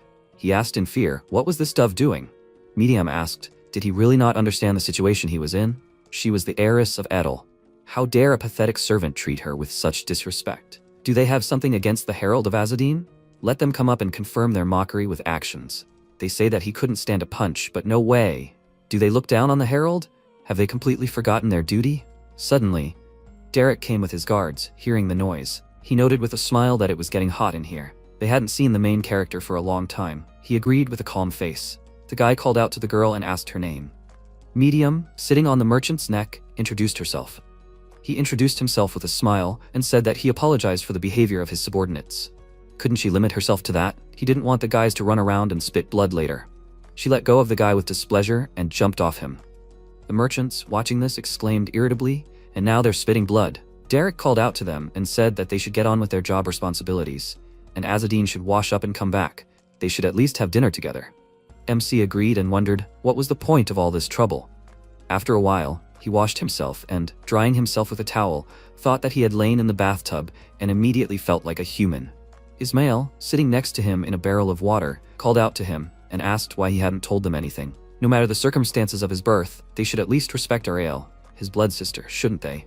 He had heard that anyone who challenged her to a duel or allowed themselves to make remarks about her immediately received what they deserved. The protagonist, getting dressed, replied that she simply had a different approach. He noted that he really was a strange person. MC, heading towards the exit, said that he should try to convince Medium to go her way, otherwise they would become infected with his strangeness. After a while, he sat down at the table. Derek asked if he had heard anything about Ariel. The protagonist replied that he hadn't heard anything.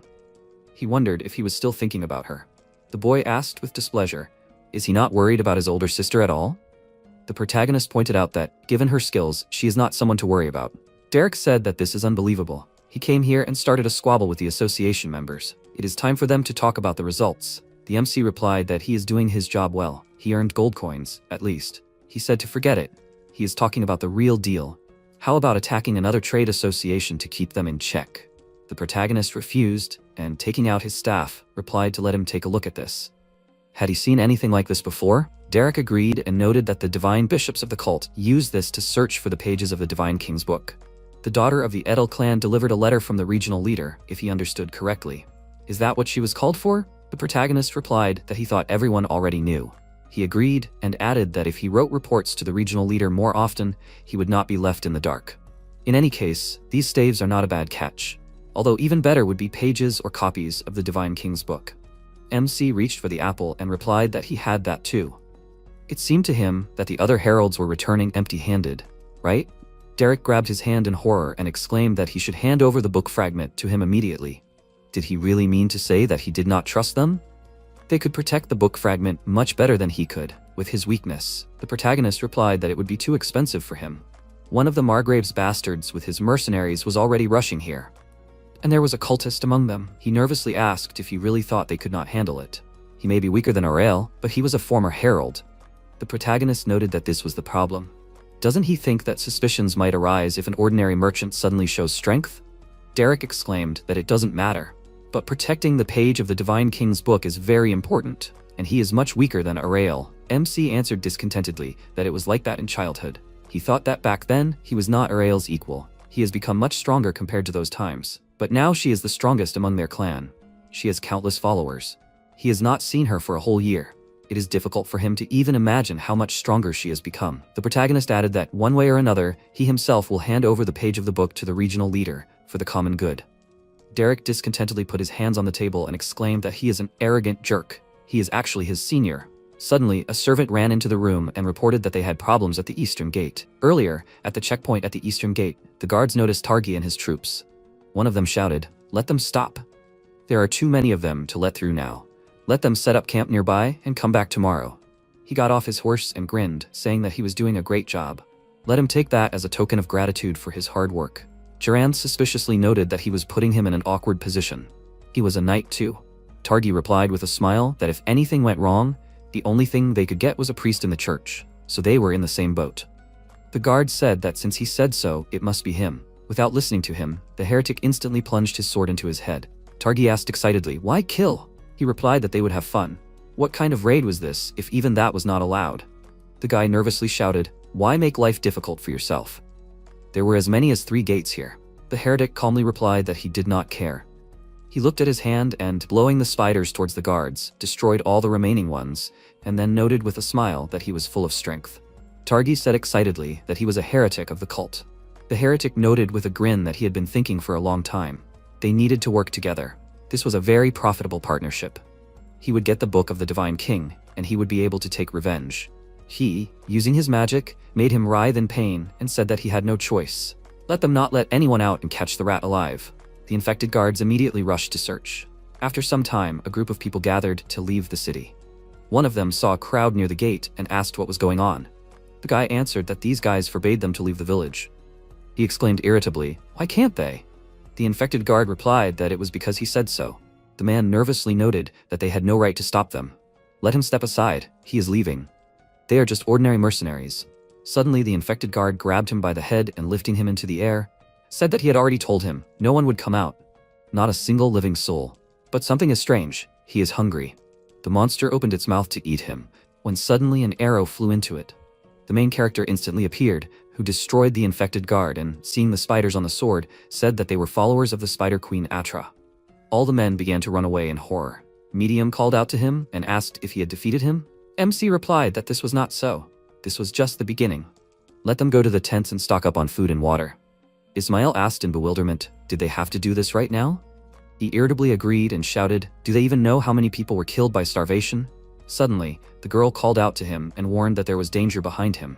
The protagonist turned around and seeing the infected, instantly dodged his attack.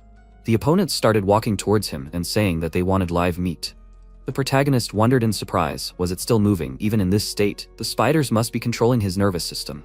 He grabbed the blanket lying on the ground and noted that he was wondering what would happen if he set it on fire with electricity. The infected tried to strike, but MC dodged and, wrapping the enemy in the blanket, struck a powerful blow, which blew him apart. Suddenly, the infected mutated and developed spider legs. The protagonist asked with a smile, was he evolving? Medium called out to him and threw him a burning torch. The protagonist took it and began to scare away the monsters, and then set fire to a sheaf of hay. The other guys also took torches, and surrounding the opponents, closed them in a ring of fire. MC, seeing this, said with a smile that they had done a great job. Just make sure they didn't set the merchants' tents on fire. One of the tourists, seeing their actions, shouted, let the others look over there. Fire affects monsters. They need to set the freaks on fire. They armed themselves with torches and began to fight off their opponents. After a while, when the monsters began to catch fire, the protagonist said that they had better stand still. That way they would get a golden crust. He dealt a powerful blow with the torch and finished off the enemy. The men, seeing this, shouted that he was dead. Now they need to burn the rest. The protagonist asked how the water and supplies were. Medium answered with a smile that they had collected everything they had found. Ismail asked if they should bring the goats. The girl pushed him away and happily asked if they were useful, weren't they? They can be useful to him, so let him take them on as apprentices. Suddenly, an owl flew up to the protagonist. MC asked if there was a new contractor. Hearing the agreement, he asked where they were.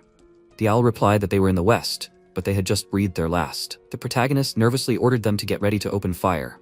They were heading for the western gate. Armed, he set off. Medium, watching this, noted that at this rate, he would continue to push them around for no reason. Ismail sighed with displeasure and agreed. After some time, the protagonist came across a monster and began to fight them. After delivering another blow, he thought that he was not dying. An ordinary person would have passed out long ago. Moreover, it continues to mutate, and its numbers are growing and growing. You will not get through to the contractor like that. Suddenly, an electric bolt flew from the sky and burned the monster. Medium happily exclaimed that she knew lightning would work, considering their vulnerability to fire. MC noted that she was well trained. He acknowledged that. She was a true idol, but she should understand that the power of nature from the grimoires cannot be used often. Let her go and rest. Ismail thought irritably that she was trying so hard just to get his confession. He wondered if his contractor had already given up the ghost. The protagonist, taking the torch, agreed with him. The guy nervously asked, then, what was the point of all this? He answered that a contract is a contract, even if the customer is dead. He cannot leave without looking at it. Ismail noted that they cannot burn all these creatures. The protagonist agreed and added that this is why he is targeting their leader. At this time, near the western gate, the heretic was destroying everyone he saw. Targi excitedly called out to him and asked if he was sure that it would not return to them. He says that he needs that holy scripture, but with such methods. He replied with a smile that the situation was slightly different from what he had planned, but everything was going more or less normally. The guy exclaimed furiously, what, normal? At this rate, the thief would easily escape. Suddenly, the heretic noticed a symbol on the ground and, pushing the corpse aside, asked what it was. Targi explained that it was a symbol used to summon a gold coin demon. He asked with a thoughtful look, what kind of gold coin demon was this? Was he talking about the heralds? Oh right, those guys were also looking for the scripture of the divine king. And the rat that stole his staff could be one of them. The guy asked with an excited face if he was really going to challenge them. The heretic replied that he would do it if he had to. But apparently, the order had already been accepted, so the herald would soon show up here himself. Suddenly, Targi instinctively dodged an arrow, and it flew into his head. The heretic pulled out an arrow, when suddenly another one flew straight into his forehead. He wondered if he had weakened the first shot on purpose. This was very intriguing. This was the Imperial Herald. In an instant, MC closed in on him, and striking him with his sword, noted with a smile that he himself was quite an interesting guy. Targi, watching their fight, thought that it was good that he instinctively dodged. But to be honest, whoever won this fight, it would only be worse for him. Let his mother give birth to him again. At this time, the protagonist cut off his opponent's spider legs and wondered, was this their leader? He must be strong, since he can still turn into a spider monster. The heretic noted that, as expected of the Imperial Herald, he is a tough little rat. However, his strength alone is not enough to kill him. In an instant, he evolved and grew even more spider legs. MC approached him mockingly and said that he was just a bug. The heretic excitedly tried to strike, but the protagonist dodged and again noted that he was just a bug. He furiously used the skill Beauty of Nature, Causes Form, but the protagonist quickly appeared behind him and cut off his head. After that, he approached Targi, but he fearfully shouted at him to stop. He is a herald, right? You can't kill him. He replied that he doesn't care even if he is an aristocrat. The guy excitedly took out a coin and noted that it was an imperial gold coin. MC asked where he got it. Targi replied that his mother gave it to him. He happily thought that everything was as his mother said. The Herald clan is powerless against imperial gold coins. The protagonist asked, so what if he has it? If there is no request, then it makes no sense. The guy threw a coin into the center of the drawn symbol and shouted that this spider devil infected him with some kind of spell. Let him help him. In an instant, an owl flew in, notifying that the request was accepted. The protagonist asked in bewilderment, do they even accept requests from such scum? Targi cried out that he will live. By this time the others came up. Medium asked in surprise, is this guy a contractor? MC agreed and added, let them forget. Do you think she will be able to use the blue formula again? Only this time in the weakest form. The girl with a displeased face answered that she agreed. They are from the same clan. This time she will help him. And yet, he asks to help with the contract? And she is not even an apprentice. Of course, she will help, but... The protagonist interrupted her and said that he was taking her on as an apprentice. Was she happy now? Medium happily replied that she would try her best. Ismail, watching this, thought with displeasure that he had never seen her so desperately seek someone's attention. No matter what he did, she did not even blink an eye. And Azzedine got her attention without any problems. This is not fair. The guy walked up to him and bowed his head. MC asked in confusion, what are those puppy eyes? Is he hungry or what? Should he get some beef jerky? Medium asked with a smile. She was starting, right? She needs to weaken the magic so much that he barely survives, right? Targi asked fearfully, is this real lightning? What if he dies? The girl happily used her ability and passed electricity through him. After that, the protagonist approached her and asked if she was okay. He felt like he was now looking like a scoundrel who was driving his subordinates. The girl replied with a smile that she would be okay after a short rest. The daughter of the Edel family was not that weak. At that time, Targi woke up and feeling pain, blushed deeply, and then, seeing the gaze of the others, asked with displeasure why they were looking at him like that. MC replied that he should at least not show his bad inclinations, so obviously. He exclaimed irritably, did he insult him? Ismail asked if they should kill him since the order was over. Targi excitedly exclaimed, what was he talking about? The protagonist replied that he should not say such terrible things. He asked in bewilderment that they had fulfilled his request, hadn't they? The protagonist, looking up at the sky, said that this was not so. The voice of the emperor accepted the request of this child of vice, which meant that he deserved protection. When he meets a contractor, he must sincerely try to help him, even if he has already fulfilled his primary request. Besides, the emperor's voice is powered by the contractor's own energy. Ismail agreed and asked, does that mean they can go now? MC thought that he would rather get rid of the remaining spider mercenaries in the settlement. But if he said that, he would start to nag. Suddenly, one of the villagers shouted that the Holy Knights had arrived. They were saved. The protagonist thought that this was great. They would take on the spider story. He said that so be it. They were leaving. Suddenly, Targi called out to them and said, let them take him with them. Once the royal church starts investigating this matter, he is doomed. He asks them to at least take him to a place where there are no Holy Knights. He did say that he must sincerely try to help the contractor, right? The protagonist sighed heavily and took him with him. Sometime later, a little later, Targi approached the locals of a small village and exclaimed discontentedly that he needed a place to stay. Let them quickly organize everything. The man worriedly wondered what the knight was doing here. He, hugging his wife, asked what brought him here. Targi discontentedly asked, what business did these commoners have? Suddenly Medium and Ismail shut him up and led him away from their house. MC, putting on the knight's helmet, explained that they were traveling and hoped that they would have a place for them. If they gave them a corner in the barn, they would be very grateful. He took out a coin and handed it to him. The man took it and replied with a smile that they could do that. They still had to go work on the farm. Targi approached him and discontentedly asked why they were shutting him up. These peasants are just lazy worms. The protagonist asked what they meant. He explained that they always come crawling with apologies, and if the rain lingers, they scatter like rats. Poverty is always in the blood. The protagonist opened the barn gate with a smile and replied that maybe that was true. What was in his blood that he had to hang around with them? Well, it didn't matter. Just let this child of vice think about what he was saying. Targi sheepishly replied that he actually had a name. MC replied that he understood everything. They would tie up the goats on the first floor, and they themselves would settle on the second. He wondered if there were fleas or something worse here. The protagonist replied that something worse was already in his belly. Targi noted with displeasure that it didn't matter. He wouldn't be able to sleep in such a place anyway. Medium called out to the protagonist and asked what the royal church looked like. The people looked both excited and scared by the appearance of the holy knights.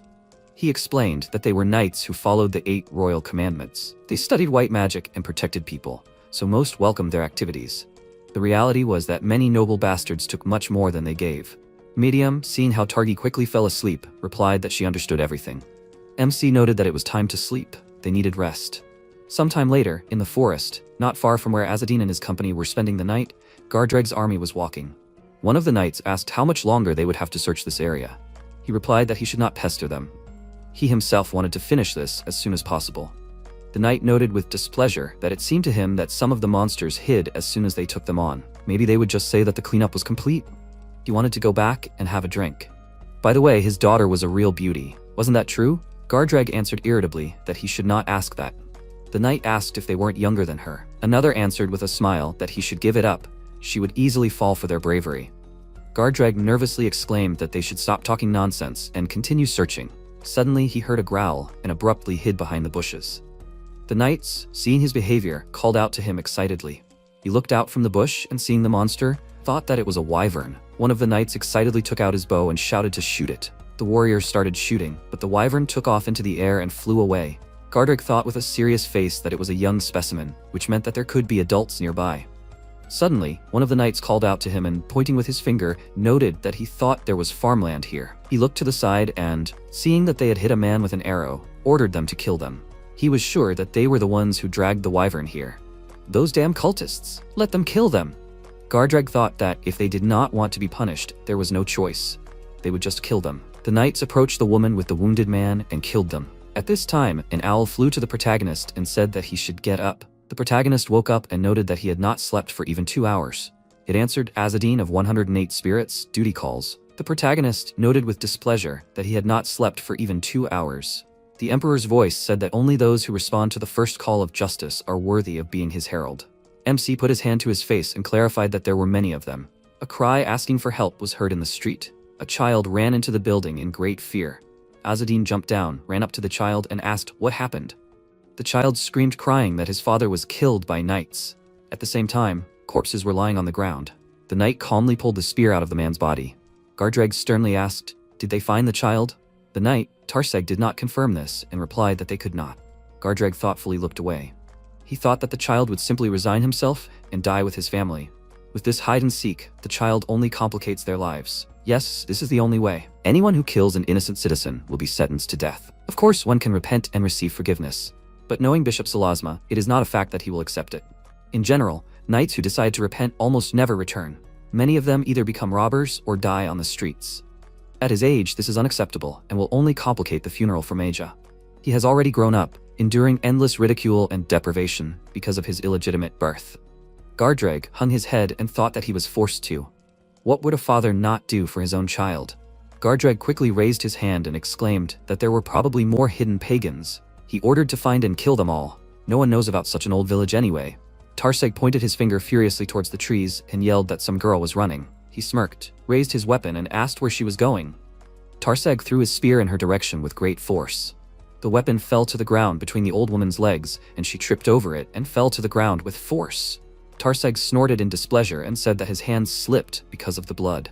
The knight turned to the old woman ominously and asked, "She wouldn't make their lives difficult, would she?" The stone quickly flew into the back of the knight's head. He fell into a stupor and instantly fell to the ground. His comrades called out to Tarseg in fear and asked, "What was that?" Gardreg quickly swung his sword, throwing the flying stone aside. He angrily clenched the weapon in his hand and yelled, "Who was doing this?" The protagonist squeezed his neck with his hand and said that Gardreg hadn't let him get enough sleep. The knight angrily ran towards him with the intention of attacking and yelled, "Is MC really asking for trouble?" The knight swung his sword, but Azadin jumped up and missed the attack. The protagonist landed on the ground, leaning his hand on it, and thought that the spears had a long range and he had no weapon at all. MC thought that it would be better to take it and clutched a stone lying on the ground in his hand. He threw the stones towards the opponents with great force and yelled that this is the beauty of nature, the Kazas method. The knight grinned maliciously, dodging the stones, and asked, "Did the protagonist decide to fight them with ordinary stones?" Azadin used the yellow crane skill. The stones instantly went back and hit the knight on the head. The protagonist confidently jumped up and kicked the knight with great force. MC calmly clutched the spear left by the enemy in his hand. The knight looked at this in fear. He furiously clutched the weapon in his hands and yelled, Gardreg ordered them to stop and they paid attention to him. He furiously asked, does the protagonist even understand who they are? They are the holy knights of the royal church. Azzedine asked, where is this? Why did they kill innocent Vibra's citizens then? Gardreg replied that they are criminals. The protagonist asked, is there any evidence? Why on earth did they declare a simple couple of farmers who work from dusk till dawn to be apostates? Gardreg became very angry and said that it is up to the holy knights to decide who is an apostate and who is not. How dare the protagonist doubt their verdict? Gardreg drew his sword from its sheath and exclaimed, of course, MC is an apostate too. Isn't that so? He filled the sword with mana and the light spread out. Azzedine got scared and ordered everyone to close their eyes. He ran towards the old woman and thought that this was the same technique as that freak with short hair, blinding by a powerful beam of light during the attack. The protagonist stood in front of the old woman and covered his face with his hand, yelling that it was too bright. Gardreg jumped off the ground with great force and ran forward, ordering MC to die. He noticed something and waved his weapon, stopping the flying arrows. Gardreg quickly raised his head and looked at Azzedine's comrades. Medium and Ismail looked at him confidently. The comrades ran up to the protagonist and Medium asked how MC's eyes were. Azzedine replied that he didn't even know what to say to that. He thought about it. Was she seriously asking that of a man with no eyes? Ismail said that on the way here, they dealt with 2 holy knights who attacked them. Medium smiled and added that they didn't kill them. They really did a good job, didn't they? The protagonist agreed and replied that they did a very good job. Gardreg looked at them and thought about it. Was he supposed to believe that these kids defeated 2 trained knights? He exclaimed in fear that MC must be a herald. The knight yelled, are those imperial heralds? Gardreg called them soulless apostates and roared that he knew it. The villagers were heretics after all. Azzedine asked, so the enemy admits that he only guessed when he ordered to get rid of them? Gardreg tensed up and the protagonist asked to let him guess. MC raised his weapon and said that judging by those spears, they were probably just hunting in these parts. And then accidentally killed someone. Maybe they mistook an herbalist or mushroom picker for an animal and threw a spear, and then decided to kill all the locals so that no one would know about it. Gardreg, with great rage, ordered the soulless apostate to shut up. MC ordered him to swear that the enemy will pay compensation to the villagers and go ask for knightly repentance. Then Azzedine will spare him. Gardreg yelled, for what reason? The protagonist looks like a high-ranking herald. He instantly enveloped his body and sword in light. A hammer of light appeared above his head and Gardreg exclaimed that if he caught the protagonist, all other questions would disappear. Azzedine happily asked, does he look like a high-ranking one? Gardreg quickly raised his sword and the hammer headed towards the protagonist. MC decisively raised his spear and threw it forward with great force. The spear hit the hammer and instantly collapsed. Azzedine clenched his teeth in irritation and said that it was a curse. The comrades quickly ran away from the hammer that fell to the ground. The protagonist paid attention to the arrows in the quiver. He clarified that he would lend it. MC quickly ran dodging the hammer blows and thought that it was a good attack, quite powerful. He landed on the ground putting the arrow down. Azzedine adjusted his belt and raised his bow, pulling the arrows. He instantly let them go and the arrows flew up. Medium screamed in confusion. What is he doing?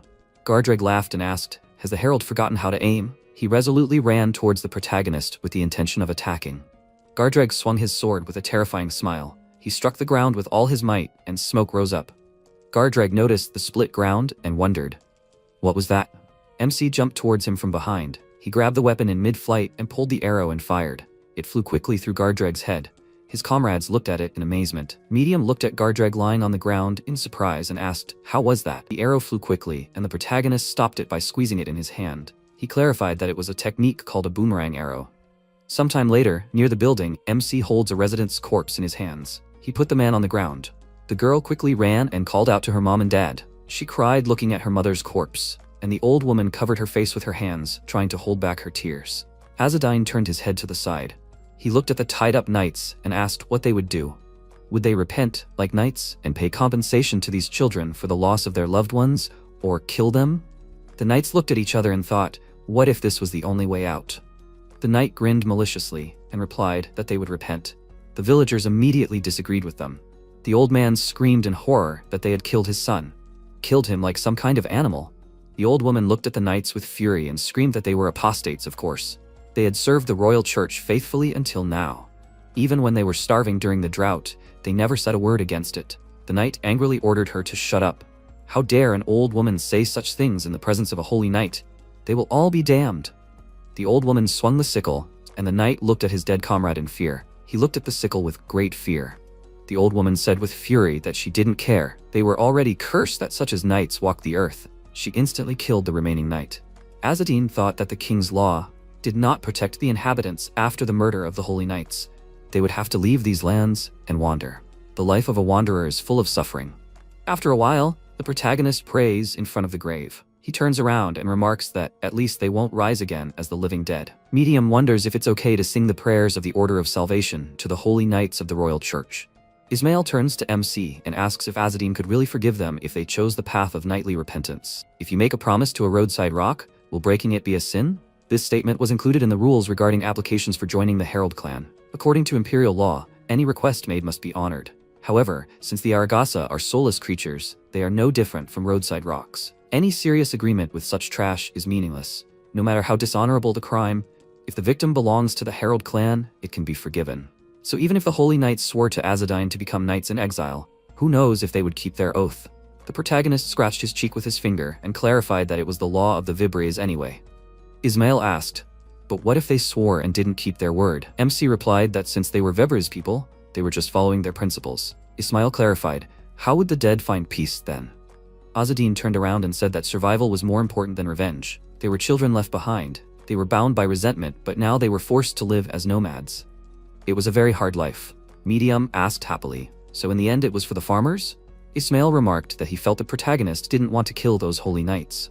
MC scratched his head and turned his head to the side and replied that he naturally didn't like finishing off an opponent who had already lost. Of course, if it was a fight he didn't have the strength for, the situation would be different. Ismail was stunned and thought that Azzedine was always confident in himself, even against the Holy Knights of the Royal Church. The protagonist turned his head to the side. He wondered where the Prophet's child had disappeared to. MC couldn't see him anywhere. Medium replied that she had seen him running away. The fewer hungry people, the better.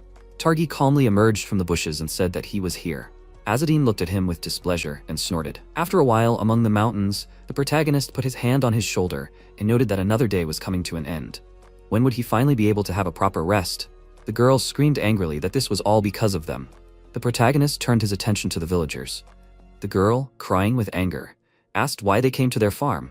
Her mom and dad would still be alive. The old woman sadly hugged her and asked for forgiveness, saying that the girl was still a child. The MC asked where the villagers would go. The man exhaled heavily and replied that to the southwest. They were thinking of moving to their relatives. They would temporarily take refuge and think about the future for the children. Azzedine thought that to the southwest was the opposite direction from Salasma. The man turned his head to the side and said that the drought was only getting worse, so staying on the farm was pointless. The protagonist bowed and clarified that then their paths diverged here. They would continue on their way. The man called out to the departing MC and Azzedine stopped and turned his attention to him. The man confidently clenched his hand into a fist and said that he would arrive with the herald with the Emperor's blessing. The protagonist smiled upon hearing this. The child called out to his uncle and asked if the Emperor's blessing was a curse.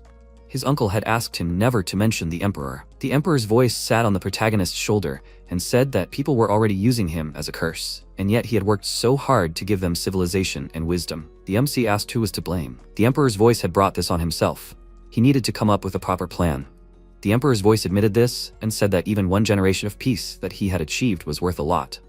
And the line of the Agas God clan lives a long time. The protagonist smiled, exhaled, and agreed, saying that it was. At the same time, the man smiled and asked if they were coming. The old woman agreed and said that they needed to move on. After a while, the comrades were riding through the desert.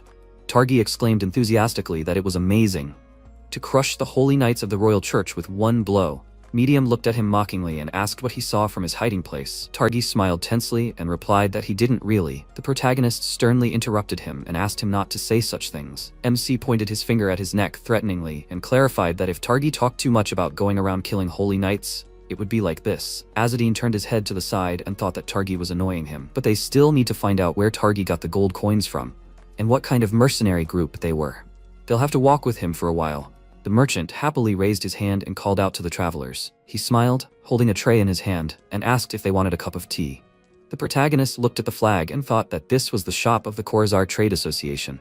After a while, the comrades were standing near the shop. The merchant brought a tray with a cup to MC. He turned his attention to Targi and quietly asked what kind of knight was with them. Azzedine replied that it was the customer with the gold coin. There would definitely be no leakage. The merchant asked horrifyingly, so where is their 3-month-old rookie herald heading now? The protagonist thought that the merchant quickly changed his businesslike smile. He replied that he was going to Salasma and asked if something was wrong. The merchant crossed his arms and replied that it was not so. It was okay if MC refused. but they needed to hunt wyverns and bandits. Azzedine asked the merchant to make them a snack, something made of sugar and wormwood. If the merchant could get it, he would take the job. The merchant clenched his teeth in irritation, and the protagonist extended his hand to him. After a while, the merchant handed the box with the snack to MC. Azzedine took it and asked him to explain the mission in more detail now. The merchant looked to the side and said that the Order of Salvation had settled right ahead. The problem was that they were essentially extorting donations from merchants. The protagonist brought the food to his mouth and noted that they take the money of the rich to help the refugees, so they can be understood. Medium wondered where so much understanding for the Order of Salvation came from. The merchant looked down and added that many try to go around them so as not to run into the knights. But on the bypass routes, bandits with wyverns are waiting for them. If you think about it, most of these bandits are the same refugees, and the Order itself at this time is more busy searching for the Book of the Divine King. In general, everything is complicated. Will the protagonist really take on this? The guild leader said that MC usually does not interfere in the affairs of merchants. Azzedine replied that he is ready to help with this. They are not asking to kill, but on the contrary, to help people. The merchant grinned, crossed his arms and clarified, a noble cause, right? Just in the style of the protagonist? Everything is clear. MC is very smart, as they say. Medium clenched her teeth in anger and turned to Azzedine. She clarified that she was tired of standing aside and asked if the protagonist would allow it. Medium, with a terrifying look, quickly squeezed the merchant's mouth with her hand. She put the blade to the merchant's throat and barked. How dare a common servant swear at a herald? Is he really tired of living? Medium ordered the merchant to show respect, and if he refuses, the protagonist, without letting her finish, asked Medium to stop. He stood up from his chair and said that she, of course, was an Edol and held a high position, but the merchant, in fact, was higher in rank than her. Medium should understand this. There is a hierarchy and patronage in their clan, so she should put the knife away if she does not intend to kill the merchant. Medium agreed and removed the knife from the merchant's throat. She quickly jumped to the side. MC apologized and noted that the merchant had served very good tea and ended up witnessing such chaos. The merchant calmly replied that he didn't care. Azzedine said that it was time to go. They needed to deal with those bandits and wyverns. Medium happily agreed. The merchant looked at the departing travelers. He got angry and thought that they were freaks. One attacks, the other apologizes. He is sure that they are doing this on purpose. After some time, the comrades walked through the forest. The protagonist thanked Medium and clarified that it is better not to mess with the Sabanga clan. MC's predecessor was demoted for insulting Sabanga. Medium laughed and asked, is Azzedine worried about her? Targi raised his hand and inquired. Sabanga is one of the most influential families of the Herald clan, isn't it? And the Herald clan seems to be much more organized and influential than he thought. What if they are the protagonist's people? MC interrupted him irritably and called him a fool, noted that he knew what Targi was thinking. But if Targi hoped that they would help him become a count, then he could leave right away. Targi yelled angrily. What does this mean? But with MC's skills, Azzedine clarified that Count Kessel was still in his prime. The Count wasn't even going to seriously think about an heir yet. Targi or his mother, they were from a rich and influential family, weren't they? The Count only had to entice them with the title, and they and all their loved ones would immediately open their wallets. For the Count, it was obvious. He was just going to use them, staying in power as long as possible. Targi sadly lowered his head and asked, is there nothing he can do now? The protagonist calmly answered that it was. They don't need problems with Targi's relatives. Ismail pointed at something and said that it seemed like the merchant mentioned that very tavern. The tavern building stands under the rays of the sun. MC smiled and noted that it was good. Finally, he will see a familiar face for the first time in a long time. Medium thought with great surprise, what does a familiar face mean after some time in the tavern under the evening sky? Azzedine happily called out to the goat, nicknamed Sweater. He hugged him smiling, and Medium thought with confusion that it was a mountain goat. Ismail asked, did the protagonist leave the goat here? MC answered that their meeting place was too dry for Sweater. He asked the trading guild to transport the goat here and take care of it. Azzedine turned around and suggested going inside. He opened the door of the tavern, and his comrades were very surprised when they looked inside. Targi screamed in amazement. Is it them? Targi's relatives called out to his brother with great surprise. The protagonist put his hand to his mouth and asked who they were. Targi quietly replied that they were distant relatives. MC clarified, are they competitors? Targi disagreed, and Kaka asked if his brother even had companions. Kaka said that he was glad to meet him and introduced himself. Targi's sister, Chico, put her hand to her chest and introduced herself. Azzedine put his hand to his chest and, having greeted him, said that they were wandering pilgrims. Thanks to Targi's protection, they arrived safe and sound. Kaka was surprised and asked, does his brother now accompany pilgrims? Chico asked in fear, where are those mercenaries? Targi scratched his head tensely and replied that they betrayed him. The relatives screamed, what does this mean? Kaka raised his hand and asked them to pass and sit down. He specified that they would talk over dinner.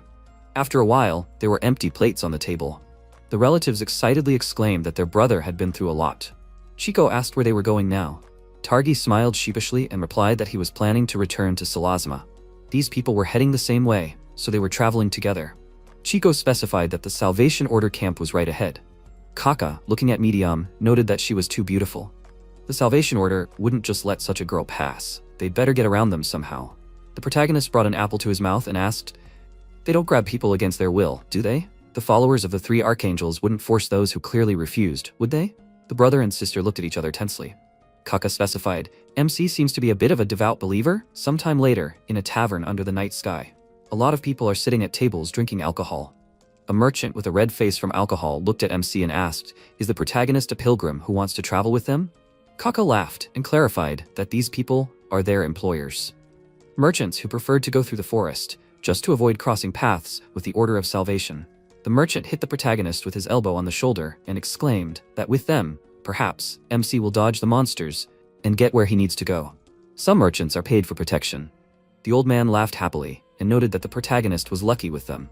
Azadine looked at the tense Kaka and thought that the more people in the party, the higher the chance of scaring off the monsters. Most freaks, after all, hunt alone. So in fact, it is a mutually beneficial cooperation.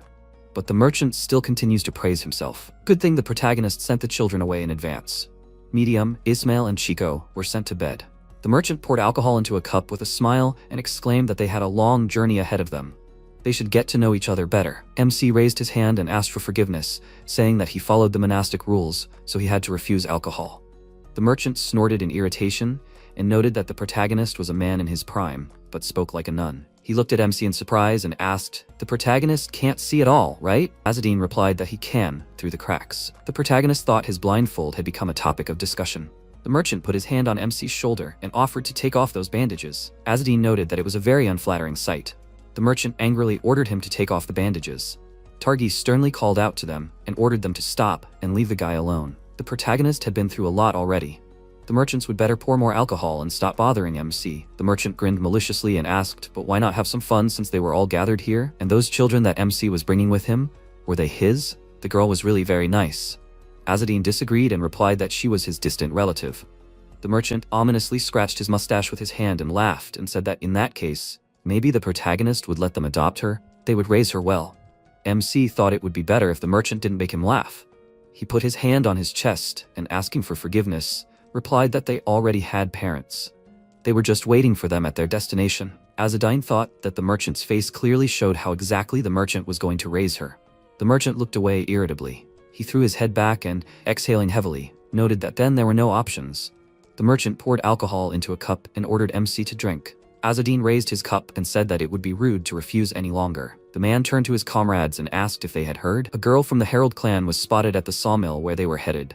The merchant barked, "Comrade, about these heartless freaks?" The man sternly raised his finger and asked his comrade to listen. To be more precise, her father is a herald.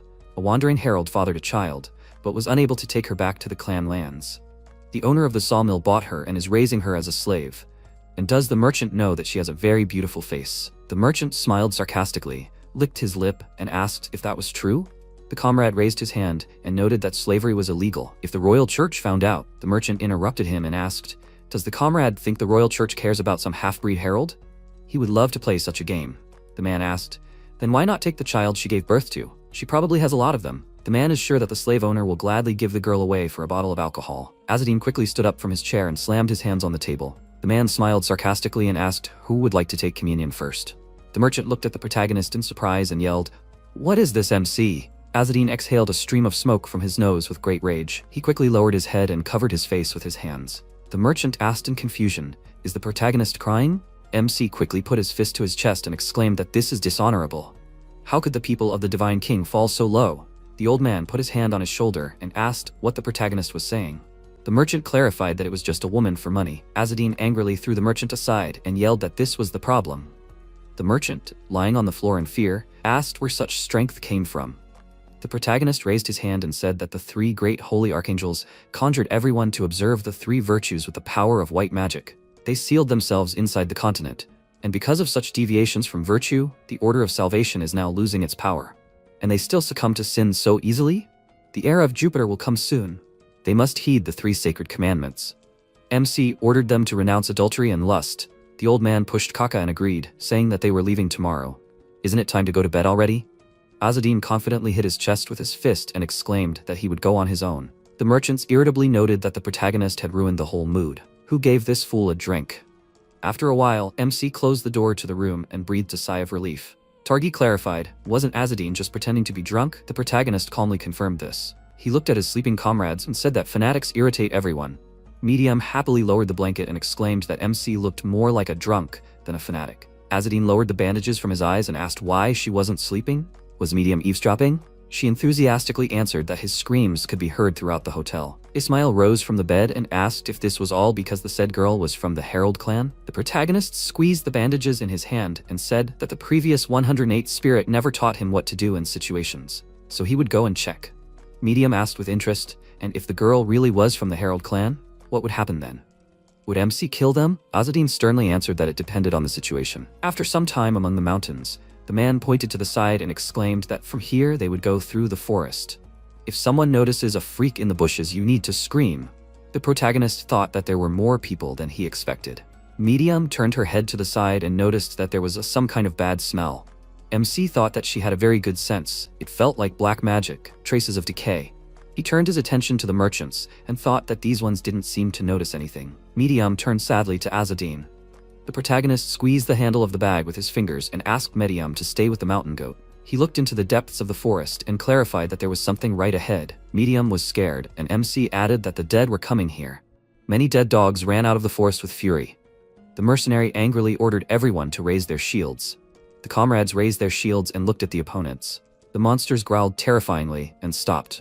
The man asked, did their attack hesitate? MC thought that it seemed that the opponents retained memories from life and would target the weakest. Right now, their rear is most vulnerable. The monster opened its mouth, standing behind Targi. It furiously grabbed the mercenary's hand.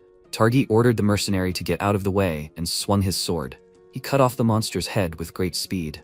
Azzedine was surprised to notice that Targi was not bad. Medium added that it was not for nothing that he put on full armor. Kaka ran up to his brother with concern and asked if the elder was okay. Targi calmly looked at the monster's corpse and replied that it was not difficult.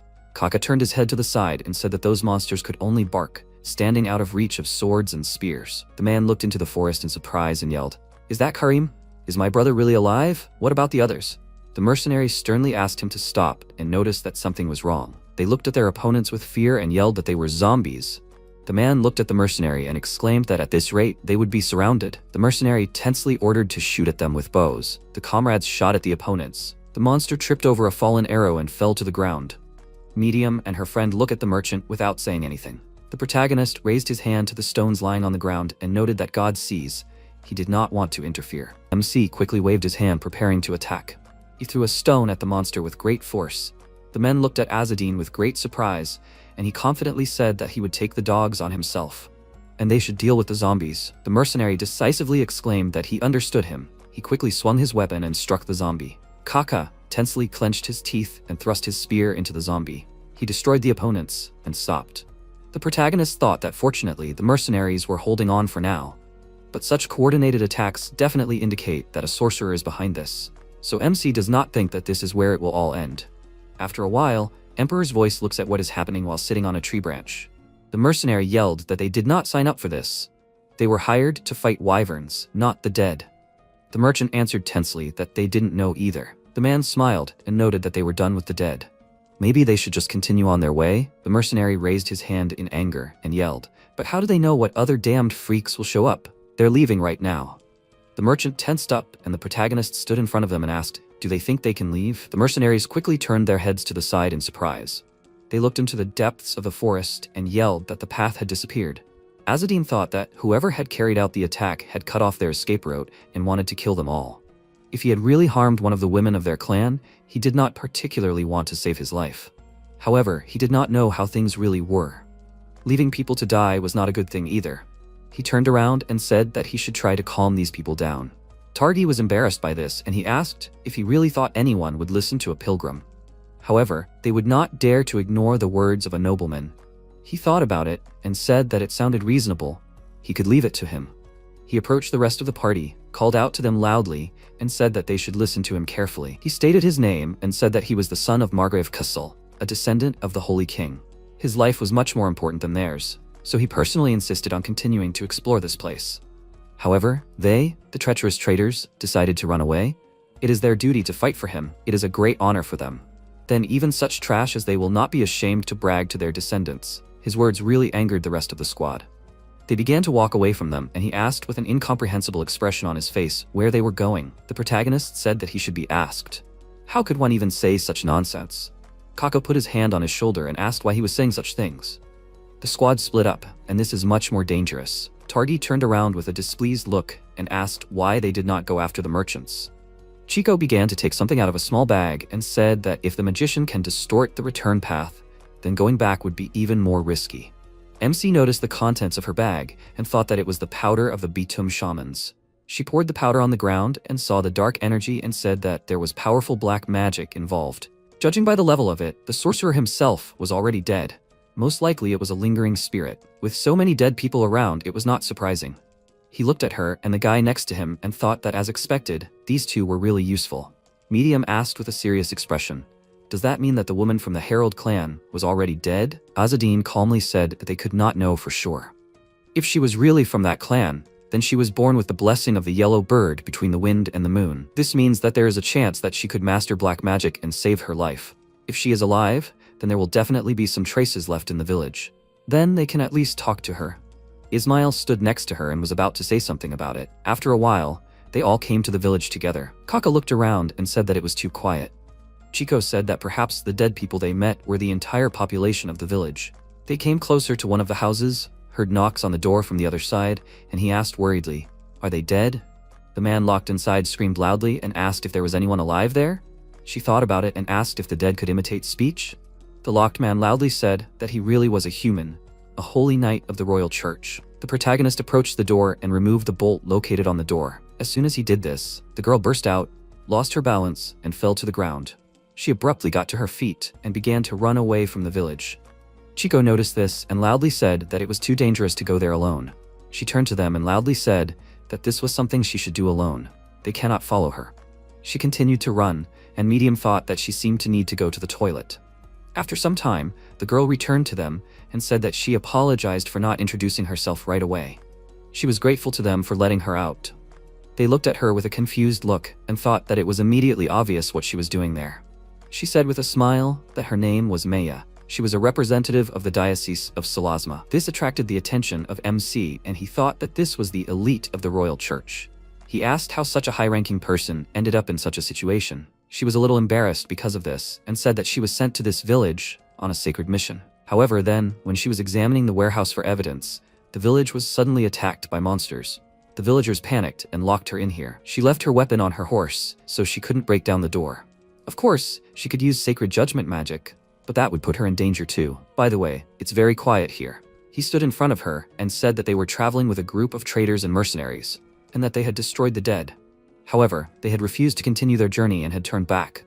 She asked, looking clearly worried, if they had met any other holy knights here. The bishop had tasked her with dealing with the wyverns in the area, and her father trained apprentice knights. They had agreed to meet nearby. He asked if her father was also a holy knight. She agreed and said that her father was a great holy knight. Their family had served the royal church for generations, upholding its laws. He thought that this village and the farmland they had recently passed were connected by a single road. There was a high probability that the knight he had killed was her father. Generations of service, huh? Had she not yet realized that she should not brag about it? According to church rules, holy knights of the royal church should not have children. He said that he had not seen a single dead horse here. She claims that her weapons were left there? Maya agreed and said that all her things were there. Azadine pointed to his party members and said that she could look around and search for her horse with these mercenaries and knights. Perhaps she could even find her comrades. She happily agreed and said that it was very kind of him. After that, the four of them went to look around the area. He remained standing and thought that he had gotten involved in this in vain. He entered the warehouse, where she was locked up with the others, and Ismail said that there was nothing special there. Mediam stood next to them and asked what they were going to do. The protagonist said with a serious look that they would settle here and try to track down the black magician. She said that if a person was behind all this, then most likely he was. He asked with a worried look, did she think so too? He thought that black magic's surges often occurred due to vengeful spirits. When someone suffers greatly before death and does not receive a proper burial, their spirit may return to this world to take revenge. If they really encountered such a phenomenon, then it is likely that it is related to the girl from the Herald clan who was cruelly oppressed. If she was killed, then she could now be reborn as a vengeful spirit. After some time, they made a fire next to the warehouse, and he heated the tips of his arrows. Ismail was standing nearby and said that making arrows is such a hassle. They can't even use the crescent moon bow. MC said that however, there is nothing they can do about it. They need to hide their affiliation with the Herald clan while in a group with outsiders. Medium was also making arrows and asked if such crude crafts would be useful in battle. He said that at least it is better than the goblin arrows, so it is fine. The tips are metal anyway, it should work. She called his name and asked that if the mage was still alive, he was going to convince him. He asked why she decided that. She asked if she would rather kill, but he had a delicate nature, didn't he? He thought that there was a high probability that the mage had died and become a vengeful spirit, but there was also a possibility that he had mastered black magic while alive. Unhappy memories and a painful past deserve sympathy. However, pity doesn't mean that you can use a vessel that is completely broken. It's cheaper to just get a new one, isn't it? She looked at him with a small smile and said that if he still decided to convince her, she would respect him more. Azadine thought that this was unexpected. Despite her young age, she understood that protecting people was the right thing to do. Ismail called her and told her that she had to stop already. What is the point of being too merciful? Why keep alive the one who caused a black magic disaster? He thought with a displeased look. Why is she so concerned about the blind son of a traitor? Even the elders of their clan did not show such concern. The protagonist went to the warehouse and said that whether he respects or not, he does not really care. He will still do as he sees fit. This angered him, and he thought that the worst thing is this arrogant disregard for Medium's interest. This really pisses him off. After some time, at night, Targi put the box on the ground and said that this should be enough. Maya stood next to him, noticed the thick fog and said that it didn't look like a normal fog at all. He said that it seemed like a monster was getting closer. She looked in the other direction and asked, however, who is this guy? He doesn't look like an ordinary pilgrim. Even the way he organizes a defensive formation is strange. He looked in the same direction and said that he doesn't know either. She said that such things are just normal.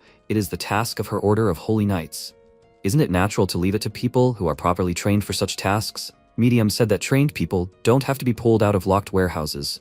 Who knows, maybe they would still be there if they hadn't come.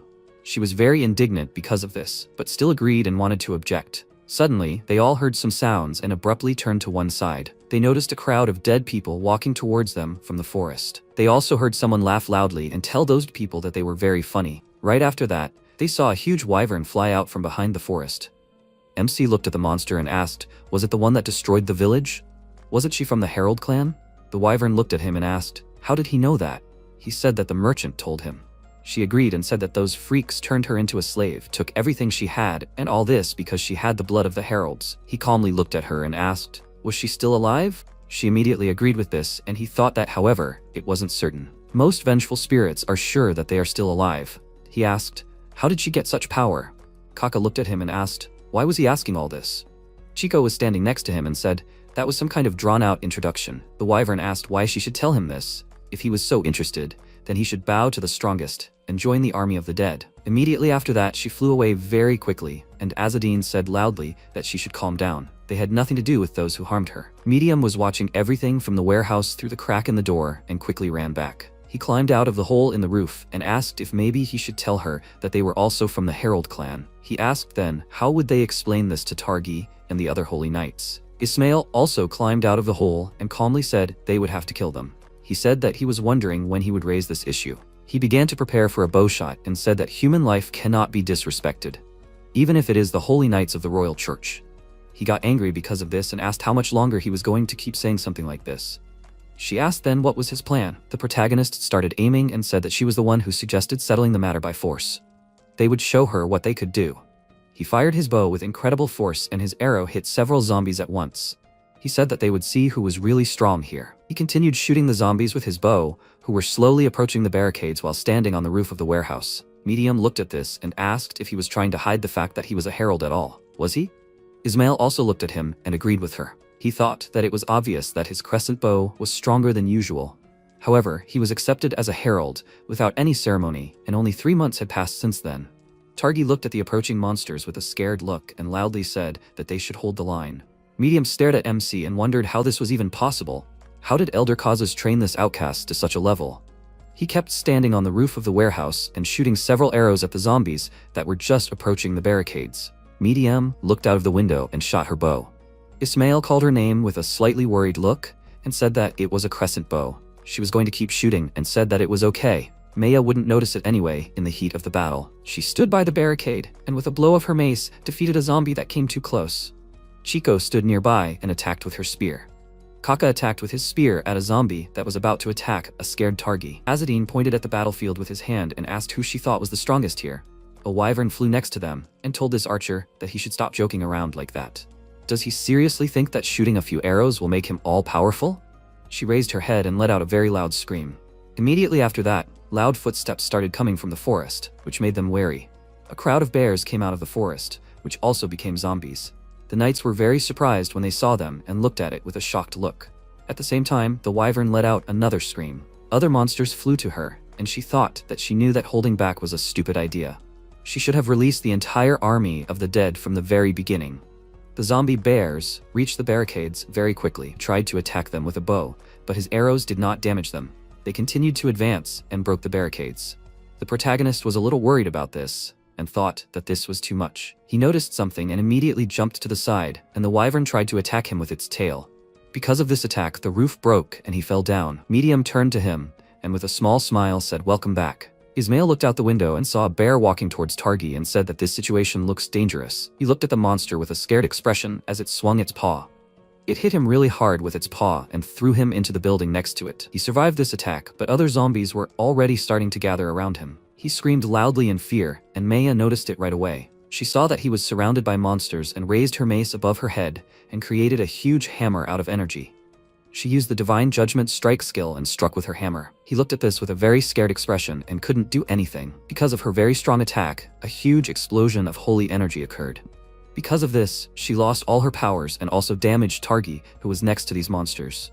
MC looked at this through the window and asked if she was sure her head was okay. The wyvern looked at him through the broken roof and said that it was impressive. They are resisting so hard, but she still has a whole bunch of dead. She laughed smugly and asked what they will say now. Do they like being defeated by the despicable girl they mocked? They must taste the power of the herald that they hated so much in her. He began to pull back the bowstring, asked for forgiveness and said that, however, she does not understand anything about their true strength.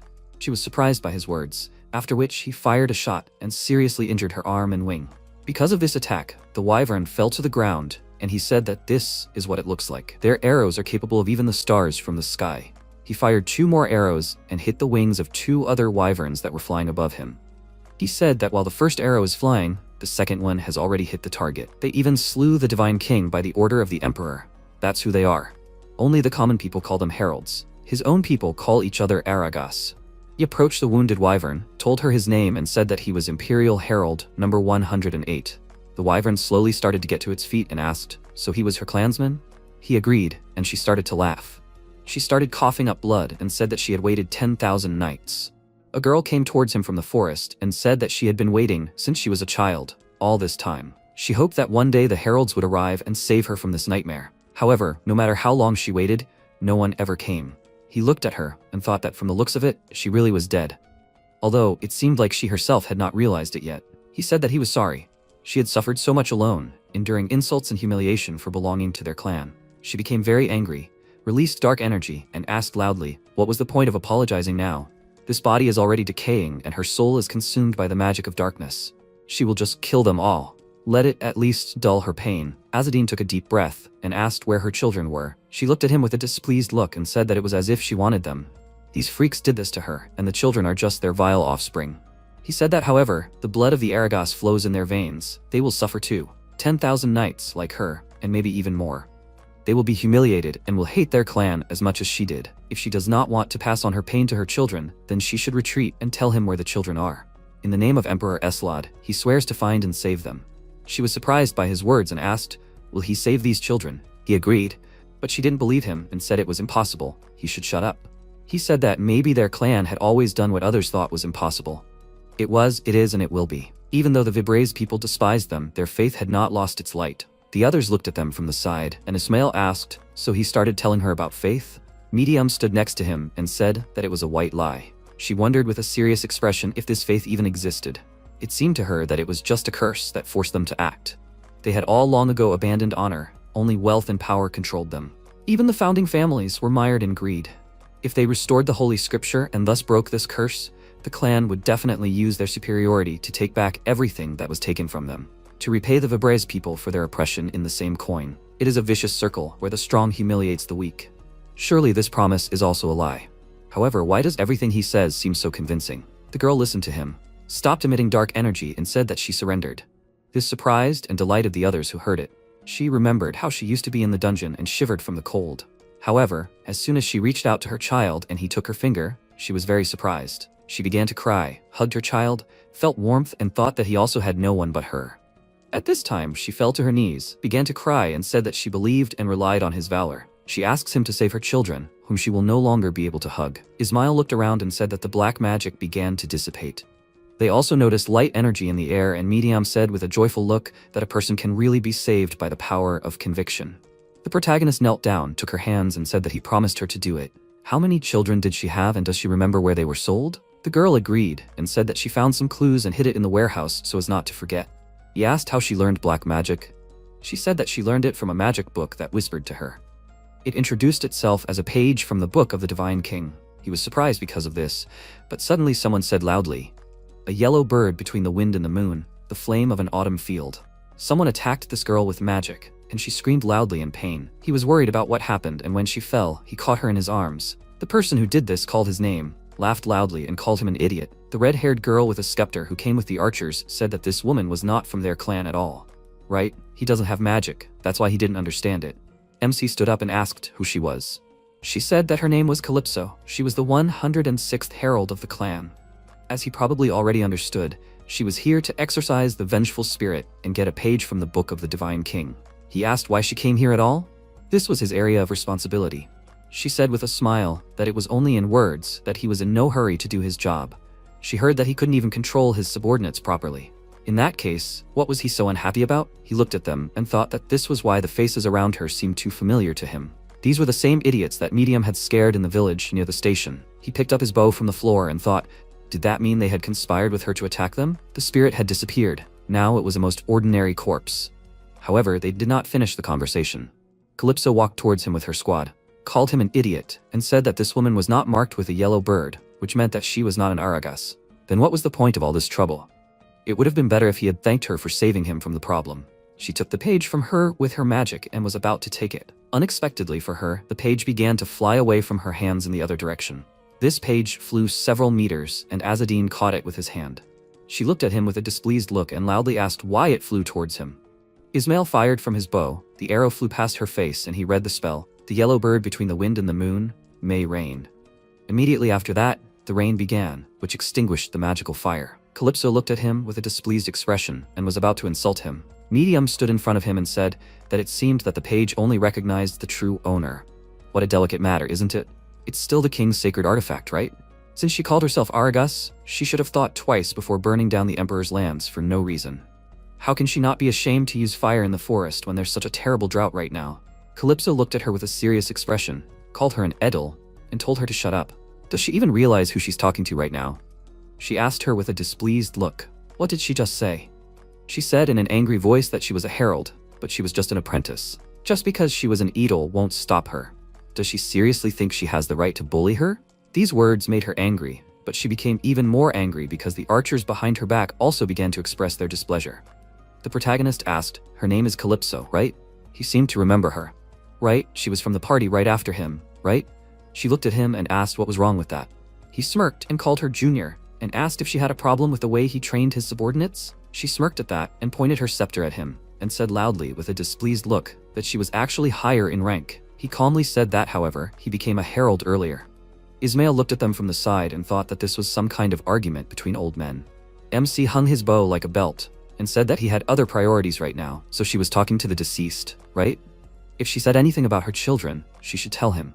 Calypso asked if he was still worried about that. That was Vibres' spawn, not Aragas. He didn't listen to her and said that it was a real Aragas. She suffered 10,000 nights because of her clan affiliation. If they abandon their clansmen, who alone endured all the humiliation just because of her blood, then they will stain the honor of Aragas. Medium looked at him and thought that she did not know how to say it better, but she knew one thing for sure. This is not hypocrisy and not false. He is sincere. Aragas in front of him or Vibres, he sincerely follows the call of honor. To stick to your truth even in times like these, it is like a noble form of beauty. Suddenly, Calypso along with her squad began to laugh loudly. She calmed down a little and said that this is incredible. The most despicable idiot of the clan talks about honor. She called him by name and said that she challenges him to a duel. The bet is the pages of the Divine King's book that he got and the daughter of Edel, his apprentice. She bets her rank and will also tell about the children of this woman. He must fight her and then become the 106th Herald. He looked at her and asked, what did Edel have to do with this? She said with an evil grin that she wanted her for herself. She would teach her respect for her elders and the honor of serving their clan. Azadine noticed that Medium was very angry because of her words, patted her on the head and said that she could forget about it. The pages had already chosen him as the true owner. Then what was the point of this battle? Besides, he didn't really need her information. He would look for clues himself. They were very surprised because of this, and he said that they could go free.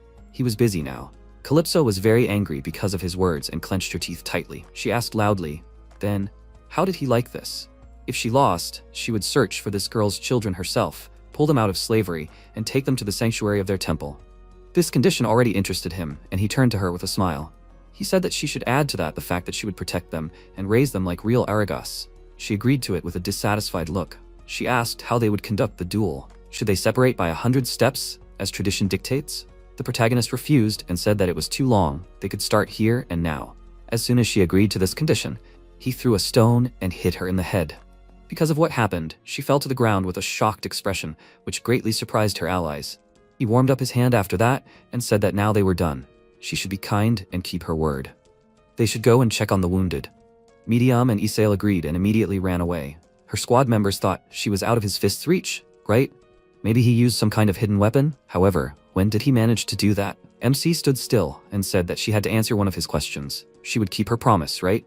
One of the archers said loudly that a surprise attack did not count. He looked at him with a puzzled expression and asked if he really thought so. He felt sorry for her. That's why he attacked suddenly. If they had been face to face, he could have broken her head. They were very worried about this, and one of them said that they would make sure that the promise was fulfilled. He said that was great. He was counting on them. After some time, he approached Targi, who was lying on the ground, and said with a thoughtful look that he did not see any bleeding or fractures. He seemed to be fine. He turned around and asked if they could drag him to the cart. Two archers immediately agreed to do so. Medium ran up to him and called his name. She stopped and asked if he also knew anything about medicine. He said that was not entirely true. If you look from afar, you can hardly see it, but up close everything is obvious. With experience, you can even see the bones inside. She and Ismail were embarrassed by this and asked, is he serious now? Azadine went the other way and said that there were still wounded there. He walked further and thought that the wounded were Kaka and Chico. The wounds were received in a fight with a bear. They were wearing light armor, but the damage is still serious. The injured Maya. There is no external damage, but mental shock from a blow to an ally is possible. Ismail approached him and asked, do they really have to leave them alive? It seems there is no need for that. Azadine with a serious expression said that it is necessary. The archers carried her to the carriage, and he with a slightly displeased look thought that he was a stubborn idiot. They both turned around when Midiam called their names and said that it was time for them to leave. They came to her, after which they rode together in the carriage. She looked away and said that something strange had been happening lately. First the black magic disaster, then the page of the Divine King's book. Even cultists had shown up. She thought that all of this was a harbinger of great chaos. More precisely, it wasn't even a harbinger, it had already begun. After some time, Calypso came to her senses and stood up abruptly. An archer from her squad noticed this and immediately called her and asked if she had woken up yet. She looked around and was surprised when she saw the protagonist sitting next to her. He handed her a small box and said that he seemed to have arrived just in time. It was time for her to keep her promise. She opened the box and he said that these were that woman's things. His apprentices found this in the warehouse. It was an umbilical cord wrapped in cloth with the children's birth dates and the names of the merchants who bought them. In addition, there were clues here that these merchants might remember. He would take up the search in Salasma, and she should check the other regions. She doesn't hold a grudge, does she? She looked at him and said that she was also a herald and had a word. He asked, he was counting on her. But why all of a sudden such formalities? She said with a slightly displeased look that he was now a senior in rank. She asked to be allowed to ask a question. What exactly did he do during the duel? He can't use the blessing of the yellow bird, can he? She was going to say something about Elder Kazus, but he asked, what difference does it make? He doesn't have to tell her that. He will only say one thing. When the time comes, he will personally intervene. By the way, where did she get that staff? She said that she took it from a cultist who was walking through her territory. MC thought with a serious expression, so they really produce these in batches? Calypso stood up, put on her mask and said that she would go, since she wanted to finish the task quickly. Immediately after that, she ran out of the carriage and he began to stretch his shoulders. He looked to the side and saw Ismail and Medium sleeping while sitting next to each other. Everyone else who was sitting in the carriage was also sleeping peacefully, and he said with a small smile that they all really worked hard. He wanted to sleep too. After a while they stopped to take a rest. Maya asked with a surprised expression, "Did they defeat all those dead people?" The archer said with a smile that it was all thanks to their mercenaries. Their group also made a significant contribution. After they took the body down from the old tree, the black magic dissipated. She sighed in relief and said that it was such a relief. Azadine thought that it was good that they had come up with a legend in advance. Kaka asked where they were heading now. For example, they were thinking of staying at the nearest tavern. They needed to heal their wounds and go to the guild with a report. "And she will probably return to the Diocese of Salazam," she said with a worried look that she could not return yet, because she still needed to find her father. He looked at her and asked if she would leave right away. She agreed and said that she had thought it all over and it was time to act. "See you later, if fate brought them together again." He said with a smile that her path would be illuminated by the blessing of the archangels. Immediately after that, she left them. Medium came up to him and said with a displeased look that he did not want to say that he was worried about her. He said with a calm look that it was not about that. He thought that he simply hadn't heard the Emperor's voice since the morning. After some time, they put out the fire and began loading the boxes back into the carts. Their attention was drawn to Targi loudly saying that he should give him this horse. The archer from whom he asked for it said that, however, this horse was needed for a special delivery. He asked, with a displeased expression, does he dare to contradict the descendant of the great divine king? Ismail looked at him and said that it seemed like he had completely forgotten how to walk. The protagonist stood nearby and said that this was aristocracy in all its glory. Kaka approached them, called the pilgrim and asked if he could speak for a minute. It seemed that he was not quite an ordinary pilgrim. He was a little ashamed to say this, but his sister could read destinies. She was able to predict the near future. He smiled with a confused look and wondered if the talented brother and sister had decided to engage in fraud. Chico said his name with a serious expression and said that in the near future he would become a great knight, or maybe he already was one. He thought with a small smile that he really was a great knight, an imperial herald. He bowed and said that he thanked her for her kind words. She said with a kind smile that they would see each other again. After some time, MC was walking through the desert, looked up and wondered where that stupid bird had gone. Ismail came up to him and said that the goats were already completely exhausted. It was too dry here. They needed to quickly find a source of water. Targi said that when he first arrived, things were not so bad. Azadine pointed to the side and said that they should see what kind of water was there. He went to the water where there was a dead fish on the surface and said that it was no good. The animal would be poisoned if it drank it. Several people ran up to them and loudly said that if they started to decompose, they could not be eaten. They ran past him and started collecting fish from the water. Medium said that at this rate there would soon be no fish left. They were dead anyway, and at least the locals would eat them. Ismail came up to them, called him by name and said that if the river had not dried up completely, then there could be normal water in the wells. He said with a thoughtful look that they would need the villagers' permission, however. Targi smiled and went to the villagers and asked why they should ask permission. He was a knight of the royal church, after all. He looked worried and wanted to stop him, but he didn't have time and he loudly called them despicable diggers.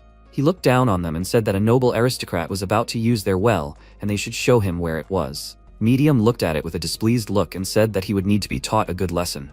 He agreed with her and went to them. He started talking to the locals and Ismail said that he was doing his blind pilgrim tricks again. She looked at it with a smile and said that it still worked, however. He thought with a slightly displeased look that heralds weren't obliged to get along with the Vibras people.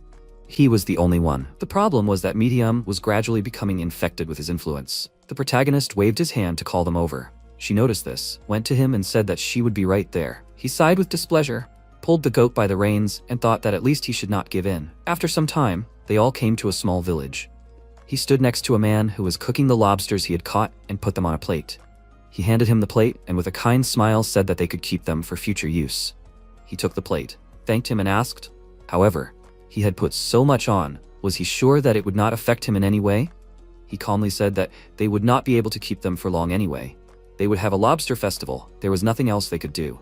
He walked up to Medium and handed her a plate of food. She took it and asked what they were going to do next. He sat down next to her and said that he intended to find the dead girl's children. They were probably somewhere nearby. Ismail looked at him and asked if they would find them and what would happen next. They couldn't carry them around with them. MC started eating the meat and said that they would wait for the Khorazar Trade Association caravan and send the children with them. Calypso would take custody, as she had promised. Targi carefully took 2 langoustines from the plate, and Ismail said with a small smile that he really liked to make life difficult for himself. They noticed the theft, and Azzedine thought that even if it was difficult, he believed that a true herald should do so. If he continues to fulfill his duty as a herald, the Emperor's voice will return, won't it? At the same time, the surprised man asked Calypso if this was really possible. She really lost to the 108th herald? She calmly agreed, and they asked with a displeased look, is she just going to leave it like that? They had gone through so much to get the stick that kept track of the pages of the royal book.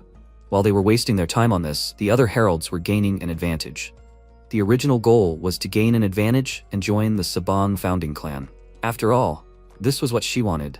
She had risked her life to get this far. She thought they were right about that. She only became a herald thanks to her talent. Her parents didn't help her at all. However, now she was stuck at a low rank. It was depressing.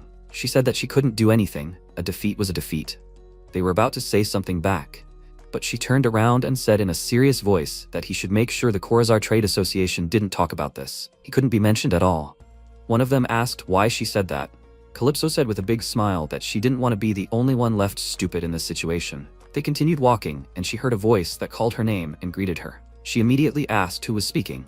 In response, the voice said that it was the voice of Ariel. She was very surprised by this and asked if it was true. The voice agreed with it. The guy who was walking with her didn't hear anything, called her and asked if something was wrong. She gestured for him to be quiet and thought that, however, this was nonsense. The Emperor's voice, it's not just some spirit. It connects all the heralds on the continent to fulfill contracts and convey the necessary information. It is great magic. Only the Emperor himself can do this. How did Ariel manage to recreate something like this? She asked what business he had with her. The voice said that he had an offer she couldn't refuse. A crow landed next to her, which had a large red eye on its stomach. After a while, the man from the village said with a worried look that he didn't know any children. They should leave him alone. The protagonist said that they should wait. Those children were taken by the Telbaran Guild. He started to run away and said that he had already said they didn't know anything. Medium said with a displeased look that they were clearly avoiding this topic. She was sure that they were hiding something. He agreed with her and said that according to the information from that girl, they were on the right track. Next to them, Targi loudly called the villager a dirty scum and said that she should speak to the point. They dared to refuse an answer to the descendant of the Divine King himself? The old man said that they only had one person who traded with the Telbaran Guild. That was the baker. He pointed to a building and said that they needed to go to that house with a chimney. Medium said with a smile that it looked like they were going in the right direction. Maybe they should go there straight away? MC agreed with her and went there and said that the child was barely 8 years old. He hoped that she was not badly hurt. It was unlikely that she was forced to do anything except chores. After that, the baker was holding a bloody whip in his hand, heard a knock on the door and asked, "Were those customers?" He opened the door and asked with a serious expression, "What did they want?" He and his squad looked behind him and saw children sitting on the floor. Targi approached him and said that they were looking for someone. Azzedine handed him a note and said that they needed a girl about 8 years old. Here are her descriptions. He looked at it with a serious expression and asked why they were even looking for her. Targi looked at him and asked, what did it matter to him? Why did he even have to explain this to him? He was worried because he was a knight and said that he was not that interested. He looked back with a slightly worried look and said that the thing is that she died because she was very weak from the beginning. He pointed his finger at the door and asked, "Then who are all those children in the back room?" He said with a smile that they are orphans. He takes in those who have nowhere to go. He feeds them and gives them work. That's all. He asked with a displeased look. Is that how he started talking now? The protagonist asked how that girl's funeral went. The baker looked at him and asked, "What kind of stupid questions are these?" He turned to Targi and called him by name. He immediately understood and agreed. Immediately after that, he walked up to him and kicked him really hard in the stomach. He grabbed the baker by the hair and with a scary expression said that that girl's parents made a deal with powerful people and they came to get her back. The least he can do is tell me where she was buried. He looked at him with a very scared expression and said that he dumped the body in the river. MC looked at him and asked, is he crazy? He thought that explained everything. He buys children for a small amount of money and then uses them as he pleases. If they die, he just dumps the bodies in the river wherever the current leads. In a world where death is common, they don't even count. But to commit such atrocities? Ismail called his name with a sly smile and asked what he would do in such a situation. He pointed his finger at the baker and asked if he would kill him. Then what will happen to those children? Will they save anyone and everyone, even if they are not from their clan? Anyway, this freak was trading with the Telbaran Guild. Saving their goods and handing them over to the Khorazar Association will cause a conflict between the two trading guilds. He doesn't think the Khorazar Association will thank him for that, does he? He thought that, although the Khorazar Trade Association favored the heralds, they were primarily merchants. Even if a herald asked them to take custody of children outside the clan, which could lead to conflict with other trade associations, they would not risk it. He said with a smile that such a problem could not be solved with compassion and justice. He asked him to share his wisdom with him. Azadine leaned over and asked with a puzzled look, had he always been like this? Medium said that she was not sure about that. It usually did not come to this. He said with a small smile that he was still chosen as an apprentice. His thinking was correct. He was about to say something about this, but Targi interrupted him by loudly insulting the baker and hitting him in the face. He began to kick him and said loudly that his brother swore to protect these children, and because of him, his oath was now worthless. For this, he would turn his face into mush. He looked at it with a confused look and asked, "When did they manage to become brothers?" He said loudly with a wide smile that he didn't have to worry. They could put the kids in his mother's mansion. She still needed servants, and the conditions there were better than here. Medium said thoughtfully that she found it hard to believe. Sometimes even trash could be useful. The protagonist said that everything was resolved in a very unexpected way. After some time, thanks to Targi's persuasive methods, the transfer of the kids was successful. All that was left was to send a message to the Khorazar associations so that they could deliver them to the Baroness's estate. When night fell, they started to leave, but two men recognized MC and called out his name. He turned to them and one of them asked, didn't he recognize them? The seniors were very kind to him after all. Medium looked at them with distrust and said that they didn't look like heralds. One of them took out his sword with a big smile, pointed it at her and asked, "So she doesn't know, right?" He called out loudly to Azadine and said that he had been demoted and was no longer a herald, so he should be kind enough to follow them. He looked at them calmly and asked, had they drunk too much mead? They said with a serious look that this was no joke, they had received an order from above. They could not talk to him, but just grab him and drag him. He agreed and said that they would bring him and become heralds themselves. He looked at them and asked, so that's what they were doing all this for? Was it worth drawing swords in a peaceful village? He handed the staff to Ismail and said that he should hold on to it for now. This was just ridiculous. He would have to beat the details out of them. The man asked with a wide smile, did he remember how he cried every day after fights? He got into a fighting stance and said that of course he remembered it. He also remembers how they covered the upper part of his face and tried to kiss him because the lower part reminded them of Arail. This disgusted everyone, and he said that he felt sick, even saying it out loud. They could definitely use a couple of good hits. The two of them started running towards him very quickly to attack with their swords. They attacked him at the same time, but he easily stopped their attacks with his hands. They both got indignant because of this, and the guy with a worried look folded his hand into a seal. Because of this, his sword began to emit energy.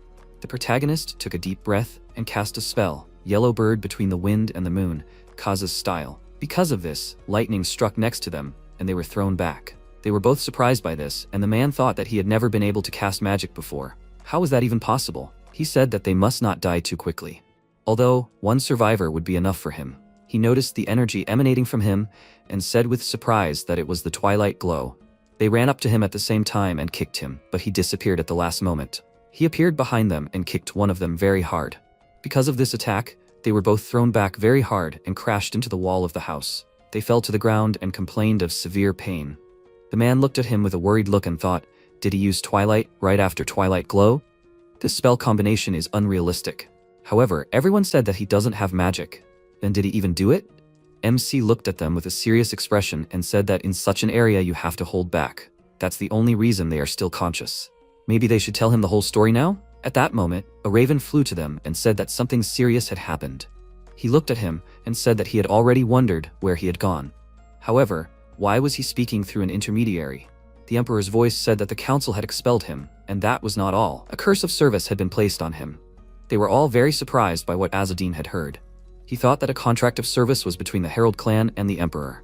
He was obliged to serve faithfully, otherwise a terrible curse awaited him. If the clan leader and elders decided to apply this to someone, it meant that he was doomed to die. He had to conceive a descendant before that. He asked with a serious expression, was a curse of service placed on him? The Emperor's voice said that it would activate within a year. He carried the herald out and would die, like his father, Aker, before him. Targi looked at him with a shocked expression and asked, is he really going to get pregnant? How is he even going to give birth? This is some kind of nonsense. How can a man give birth? Then who will be the father? Wait, or should I ask who will be the mother? Medium covered his mouth with her hand, and the protagonist grabbed his head and loudly asked, what the hell is going on? Why on earth would the Emperor curse him? The emperor's voice said that it was not he who assigned this punishment, but the first leader Harkonius. There is something else, but he has no right to talk about it. He looked at him with a displeased look and said that he should tell him this. The raven said that the emperor's voice is a charm created to transmit certain information through an intermediary. This magic allows artificial spirits to exist in this world. However, talking to him after demotion literally devours his existence. The man thought in surprise, does it mean that the emperor's voice breaks the rules because of compassion for him? All this just to talk to him? That he deserved this at all? Targi asked, so he was some kind of chosen one. MC said with a displeased look that all this did not change the fact that he would have to give birth and die because of that curse. And in a male body it was, to put it mildly, unnatural. He was doomed to die, but he still admires his merits. Two men asked loudly with displeased looks, how dare he? The emperor's voice, it is his will. He said loudly with an angry expression that they should all shut up. He actually has problems here. Do they seriously think that he cares about formalities and norms of decency now? Targi asked quietly, is this even possible? Ismail said that he was born like this. To be honest, it probably really is possible. A curse is a curse for a reason, it will not be normal. Azzedine said loudly that he had better answer his question. The herald of the clan works hard abroad, but suddenly curses fall on him. What do you even understand? One of them said that it was because his twin sister, Arael, killed Elder Kenahan. She stole all the pages of the Divine King's book and escaped. She betrayed them. Ismail was surprised by this and said that if this was true, then it would be obvious where this curse came from. The protagonist asked if she was the traitor. Then what did he have to do with it? The guy asked if it wasn't obvious that they were in cahoots. He became even more angry because of this, and asked loudly if he was kidding him now. In fact, she was the one who disfigured his faces with scars. Why on earth did the elders think that they were in cahoots? He asked with a worried look how they even knew what kind of relationship they had. The man said that from what they had seen, she was always pestering him and taking care of him. He asked with a displeased look if he had received any benefits when things got better for her. He grabbed both of their clothes and loudly said that she treated him like a nuisance. She tried hard to make him look like an idiot who couldn't do anything, so that she could hide him away. They were the ones praising her, calling him the second Harkonius and the pride of the clan. He just escaped from a freak show. So what was his fault anyway? Why did he get the death penalty because of her? His allies looked at him from the sidelines and thought that he really had serious problems. The two men looked away with a confused look, and one of them asked how they could know that. He pushed them, causing them to fall to the ground, and started laughing loudly. He asked with a wide grin if maybe he should start killing everyone in the clan then? Since he was such a villain to them, why not start causing real harm? They looked at him with worried looks and realized that they were first in line to be killed. They loudly asked him to stop and said that he should first go to the chief and elders and demand a review of the decision. In the entire history of the clan, only one person has actually died from the curse of service. This means that all is not lost. MC slapped him really hard in the face and loudly told those idiots that this one person is his father. Are they deliberately making him angry? After some time, they came to the carriage where the rescued children were put, and he said that his only way to survive was to beg the elders to reconsider this decision. A badly beaten man approached him and asked if he was going to the chief anyway. Maybe they should pretend that they were the ones who caught him? He took out his bow, pulled the string back, and asked if they wanted him to castrate them. They got scared because of this, and loudly asked if this was too cruel. He stopped aiming at them, and with a displeased look said that after everything they did to him as a child, this punishment would not be enough for them. They apologized and said that it was really their fault. Namely, they are not asking this for themselves. They are just worried about his safety. The entire clan was given orders to take him dead or alive. He doesn't want to have a fight with every herald he meets, does he? They could actually kill him. Azzedine said that if he showed weakness, they would treat him even worse. That's why he was going to the regional leader of Soulless of his own free will. If anyone tried to interfere, he would simply beat them up. He didn't care about anyone except the teacher and Eldis. The ones who attacked him got into the carriage, and he said that they had better keep an eye on the children. The guy agreed to this and said that they would deliver them to the Baroness's castle, safe and sound. They would report that the Emperor's voice was on his side. The carriage started to drive away, and he said loudly that he seemed like an exemplary herald, if there were such a thing. Otherwise, the Emperor's voice wouldn't have risked it for him. They were witnesses to it. After some time, the protagonist thought that the Soulless they knew was a city of 3,000 respectable houses with farmland attached. Prosperous since ancient times, thanks to its vast copper ore deposits. Targi rode up to the entrance of the city, called out his name loudly, and said that he had urgent business, they should make way. The people looked at him and thought, is it this idiot again? The guard pointed to the passage with his hand and told the Mylord that he could pass. Ismail said that they had reached the city quite quickly. He called his brother with a smug look and asked what he would say about this. This time he had outdone himself, hadn't he? MC noticed a few people and thought that they were the lackeys of the Korzar Trade Association. It seems that they have already heard about the order to eliminate him. Targi pointed his finger at something and asked loudly, how dare they look at him like that? They dare to raise their eyes in the presence of the son of Count Castle of Salazan? The men became worried about this, denied it, and said that it was a misunderstanding. He said with a wide smile that if they wanted to apologize, they should do it with all sincerity. His throat was dry, they should offer them something to drink. They agreed to it and began to leave. Azadine looked at them and wondered, was he really useful? He has impressive acting skills. The Korzar dogs will not dare to stick their noses in. After that, Targi brought water and asked his brother with a happy look. Maybe while they were at it, they could ask them for something else? They could earn a little. Those people were clearly rich. Medium said with a displeased look that he just wanted to take things from others.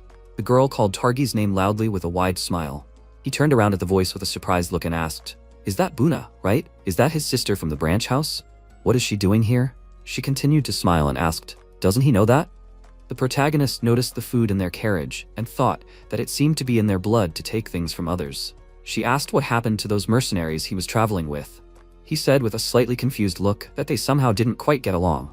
She said that she heard that the elder Kazal was in trouble and it seemed like he was the cause. He was surprised by this and asked, is he in trouble?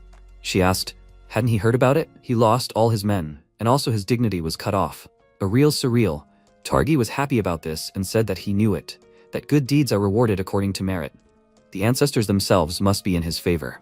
She looked at him with a serious expression and asked, so he is alone now, then? She very quickly took her sword out of its sheath, galloped towards him and swung it to hit him. At that moment MC noticed this, threw a stone and knocked the sword out of her hands. Buna turned around with a displeased expression and loudly asked, who the hell is he? He said that he thought so, that it was not by chance that she got so close. The members of her squad ran towards him very quickly with weapons in their hands. Targi looked at her in surprise, called her by name and asked, was she seriously thinking of killing him?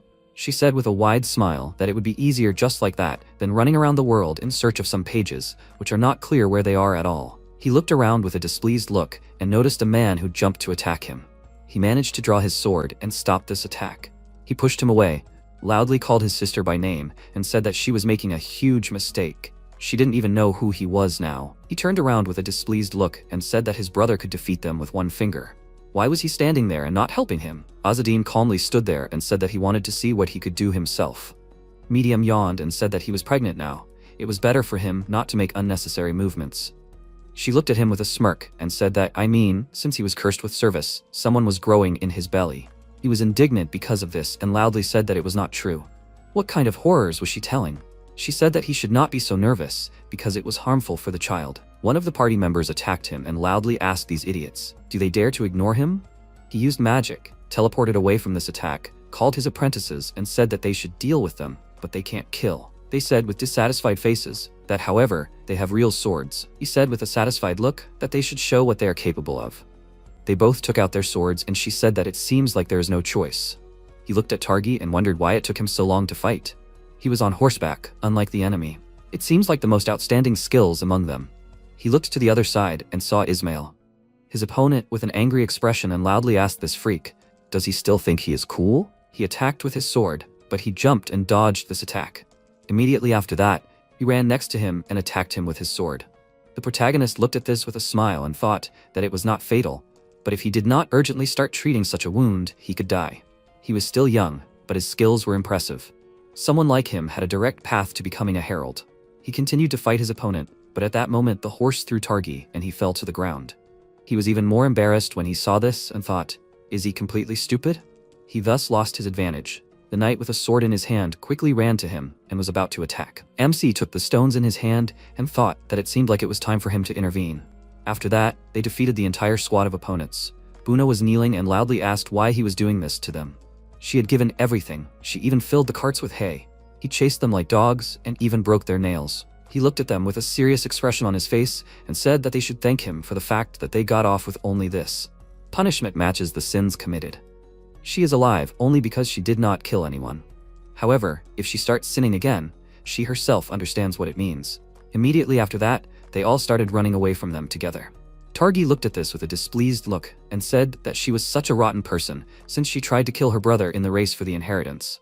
However, he did not hope to get along with her. Azadine said that he thought the inheritance was generally secondary.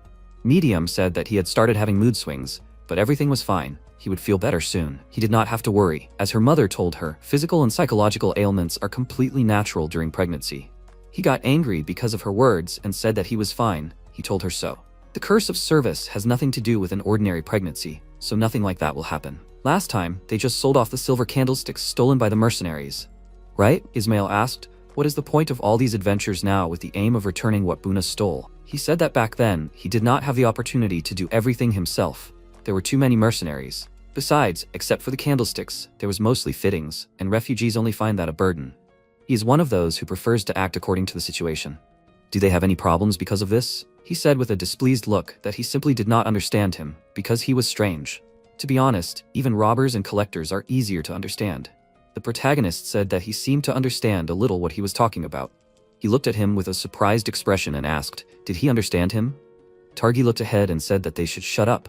Representatives of the Order of Salvation were directly ahead. He noticed a flag with a three-winged wheel and said that this was definitely the Order of Salvation. It was so impressive. He was very happy about it, and Medium said that she, of course, knew that he admired them, but not to the same extent.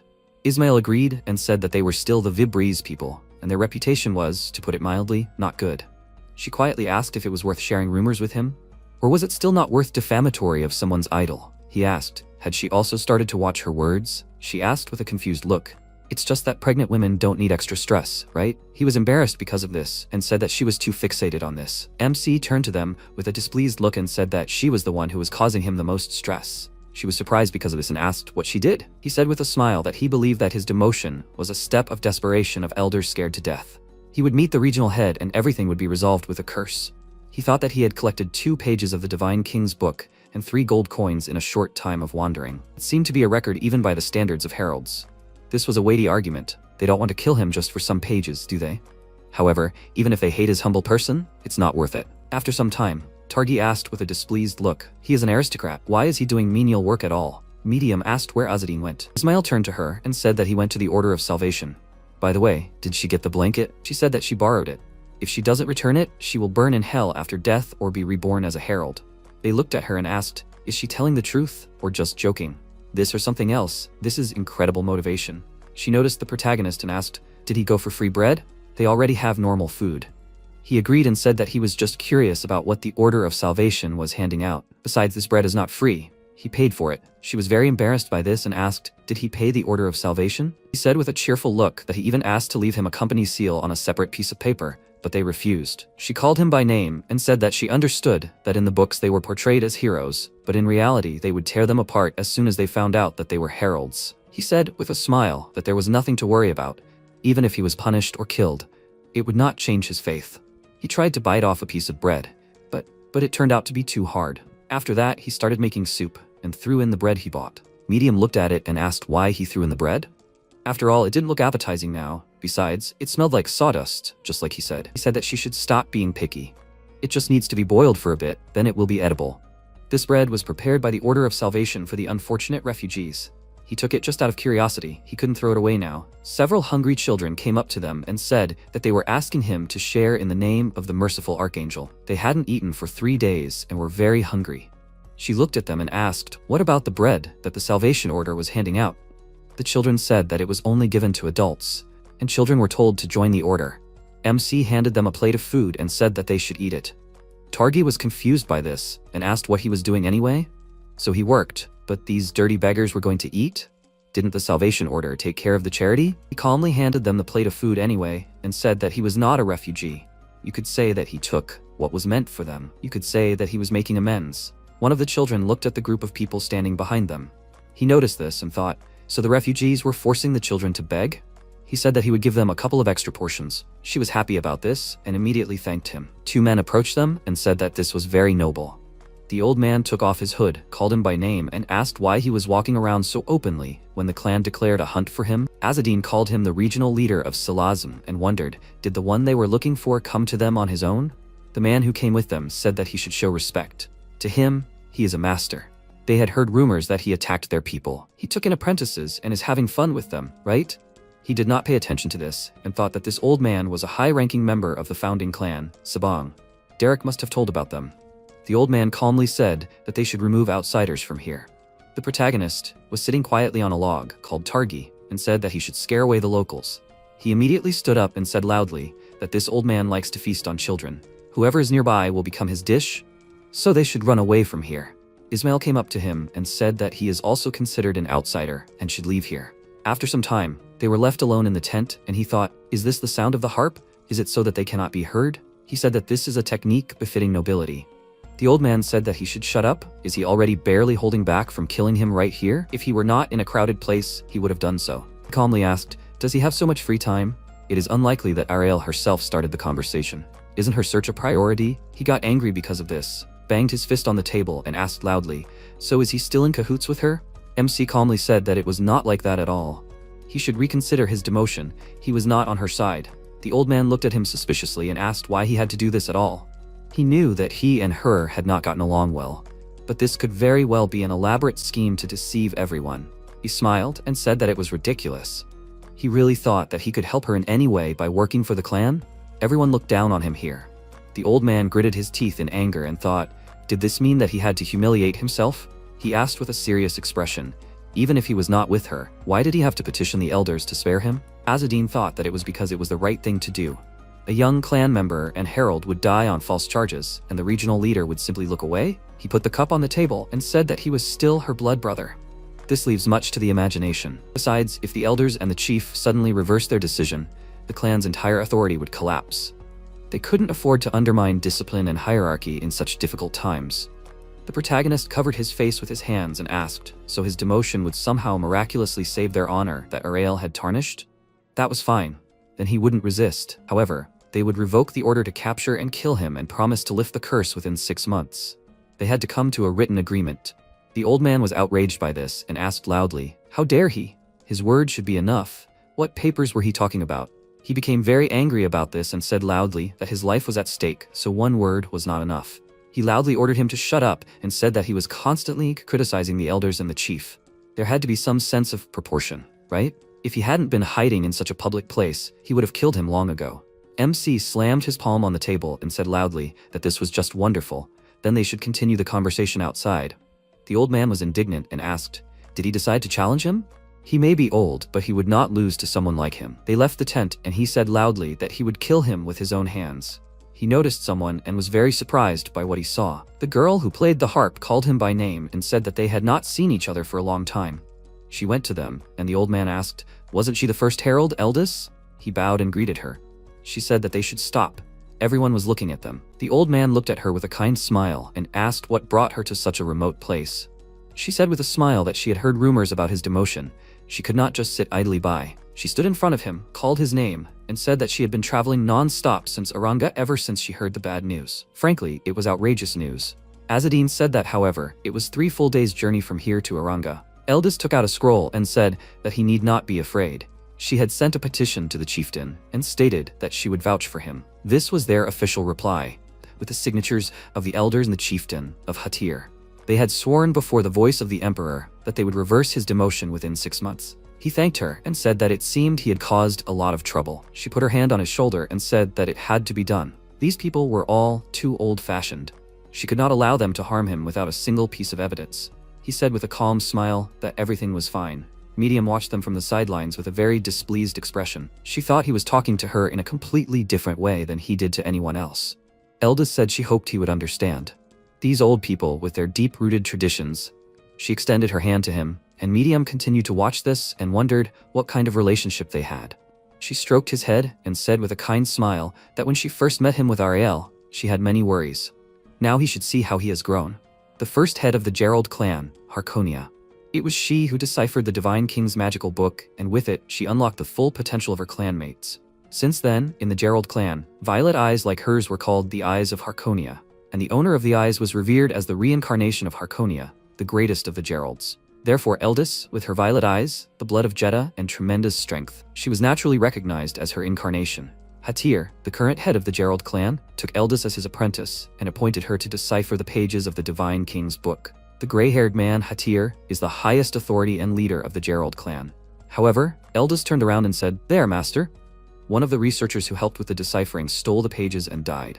That same traitor, Acre. The man looked at Acre's body in fear and asked, My god is the umbilical cord from a man's body. The townsman grabbed his face and screamed, Holy King! The girl was sure it was a curse. A curse. Hatir walked up to his body and said, Acre, so that an ordinary researcher could hide from the herald for a year. This is a great loss. Who would have known that such potential was hidden within him? Eldis took off her hood, knelt down and picked up the baby. She said that these were children born as a result of the curse of service. Hatir reached into his inside pocket and said, That's right. Looking at this, the effectiveness of the curse is beyond doubt. The boy destroyed himself. Eldis, she's not going to take the children away, is she? They could be Acre's reincarnation. He's a traitor. It's better to get rid of his descendants. Besides, the curse usually gives one child, but here are twins. Eldis interrupted him and said, Teacher, this baby has no eyes. Hatir said, as he feared, it was a bad sign. Eldis screamed, Master, no, he cannot be executed for having no eyes. Besides, she could feel his gaze. It was as if he could see everything without it. Hatir screamed, Nonsense. With a fate like Aragus, it was better for them to die now. Suddenly, his eyes widened and he said, Unbelievable. And the second child has Harkonia's eyes. Eldis said, Yes, the same as hers. They are helpless babies, Master. If they abandon them, they will die. She asked to be allowed to take them with her. Hatir thought about it, and then told her to do as she wished. They had lost the divine pages of the book. They could not return empty-handed now. But even if she sheltered them, after a while, a loud cry was heard in the shrine of Aragas, to accept the spawn of a traitor? This is unheard of. The man asked discontentedly, What if this is an opportunity? What if the scriptures of the divine king are reborn in these children? Someone cried out, That's right, they will kill them. He is sure they will turn into lost pages. Another man asked, Is he crazy? Although he also thinks that the children should be killed. Hatir looked closely at Eldis and thought, he knew this would happen. So what now? Eldis, even her stubbornness will not help here. Suddenly she blurted out, she will name them. Children who die nameless can find salvation. But these children are born with the hatred of their entire clan, so she will name them. Hatir shook with irritation, wiping the spilled tea from his face. After a while, he slammed his fist on the table and shouted, No, she cannot name them. This is absolutely unacceptable, given the circumstances. For Aragas, a name is sacred. If she names them, then her fate will forever be intertwined with these sinister twins. She was Jeddah, a noble descendant of the founders and the bearer of the Eye of Harkonius. They could not allow such talent to taint themselves with this. Eldis asked, Master, was he really so against it? Hatir lowered his head, frowned, and asked why she would make such sacrifices for children who gave her nothing. Eldis replied that she did not fully understand it herself. She simply believed that protecting the fragile life of someone in need was a just cause, and also because Acre was her friend. She partly understood what had driven him to betray her. Even now, she could not bring herself to hate him. Hatir replied that she could only say such things in front of him. If the other elders found out, there would be serious consequences. Eldis said, Yes, she understood. Hatir folded his arms over his chest and said, Okay, then he would name them himself. The boy would be Azadine, and the girl, Arael. Azadine is the dragon of ruins, the dragon of silence. Arael is the angel of light and darkness, characters from myth who fought forever and eventually destroyed each other. So, the children were named after the ancient deities that the Aragats once worshipped before they were conquered by the Vibers people. 3 years later, Arael shot a bow, releasing her mana at the arrow. She hit the target and turned to look. Hatir said in surprise, This is incredible. She already calmly conducts mana. Eldis looked at him carefully and said, Arael's art and mana are truly incredible. Honestly, isn't she the genius of the century? The man chuckled and asked if the reincarnation of Harkonius herself would admit it. Eldis replied that she was stronger than her. This child will become the greatest herald in history. She is sure that one day this title will pass to her. The man folded his arms over his chest and asked with a smirk, Is she upset about the appearance of a rival? Eldis waved her hands and replied, No, nothing like that. Suddenly, everyone turned around and saw Azadine, who was sobbing and screaming that his stomach hurt. The men started talking among themselves.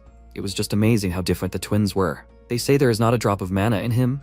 Eldis said a little sadly, Perhaps the curse of service is simply not tailored for twins.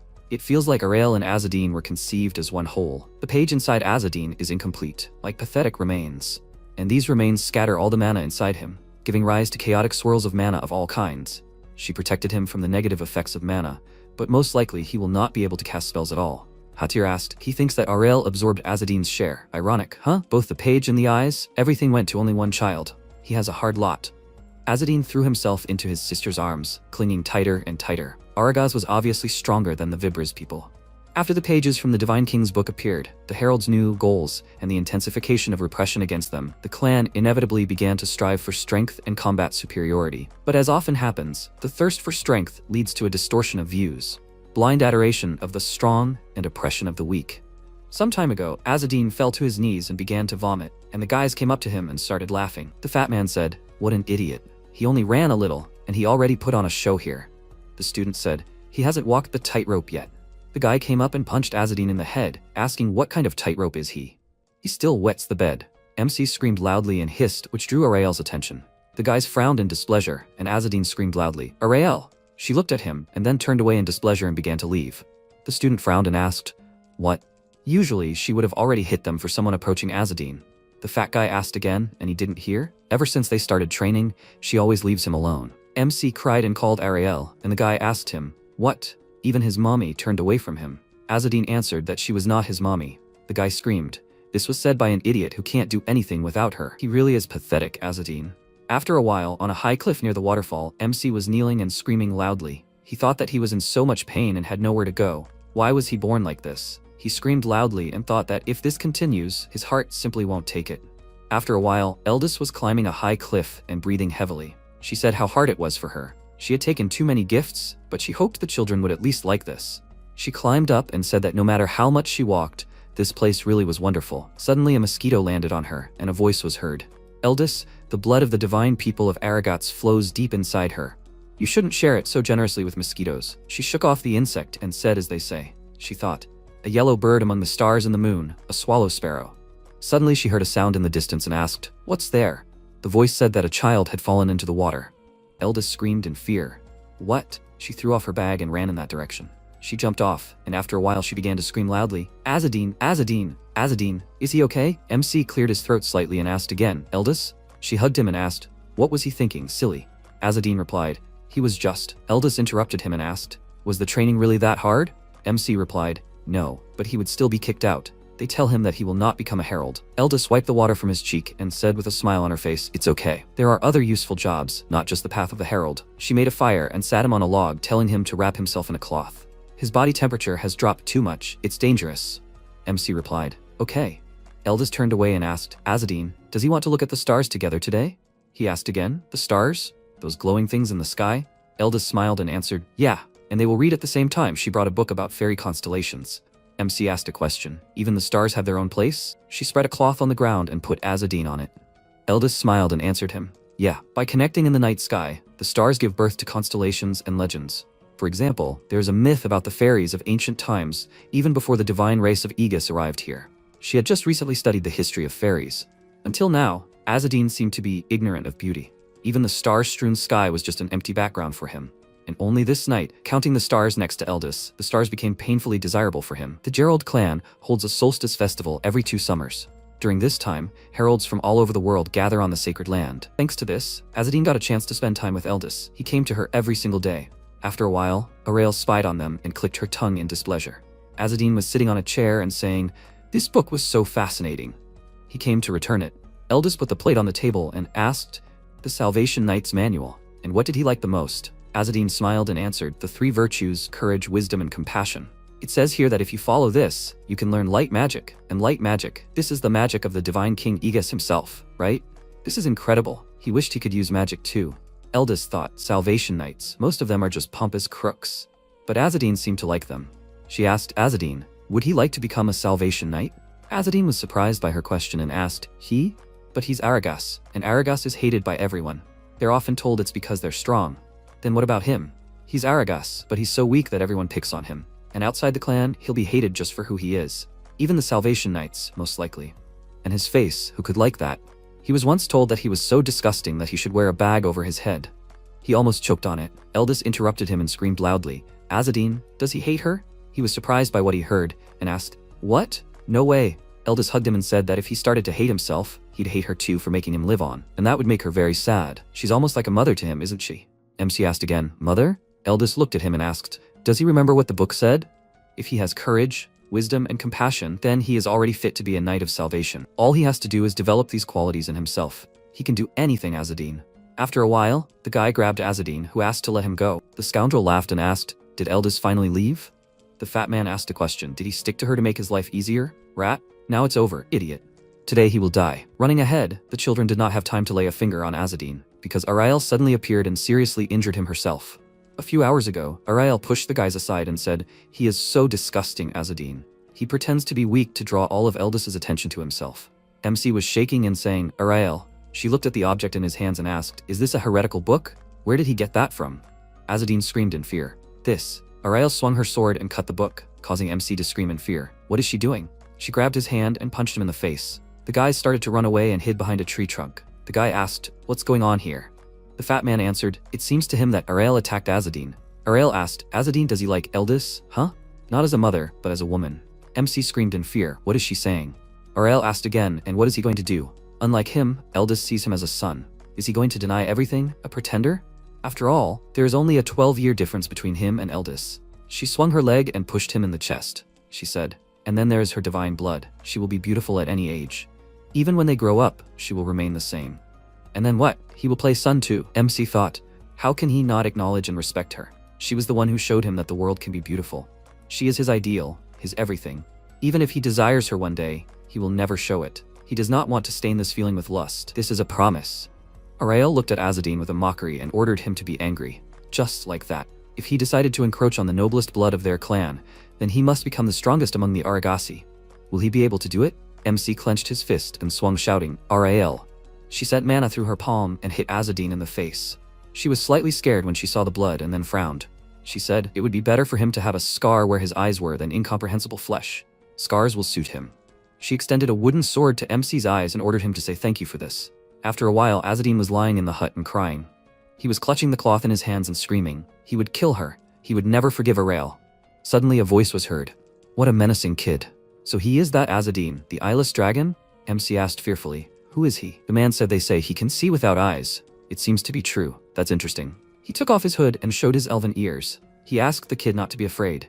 He is the elder of Kazas. Azadine screamed fearfully. An elf! He begged him not to eat, and Kazas laughed loudly and asked, is he familiar with the ancient tales about them? That's impressive. Kazas asked him not to worry. Of course, in the old days he ate human flesh, but he gave it up long ago. And in general, more joy on your face, little one. He was chosen as a disciple of the great elder Kazas. MC asked again, what? Kazas put his hand on his chest and said that he would teach him the beauty of nature, the Kazas style. He beamed happily, and MC said, but he is not Aragas, but their art. Kazas interrupted him and shouted, exactly, he is not one of them. Azadine asked, but what's the point then? He can't use magic, after all. Kazas laughed loudly and asked, kid, does he want to know the big secret of the magicians? MC asked again, the secret? Kazas ran his thumb over his throat and answered, if you cut a magician's throat, he will die. MC considered it obvious, and Kazas continued, if you pierce the heart or break the spine, he will die too. This is exactly what the Kazas style will teach him. Azadine clarified, is this a power comparable to magic? Really? Kazas turned away and ordered just to take a look. He also has to persuade him to become his student? If he doesn't want to, let him not believe, and he's leaving. Azadine asked him to stop.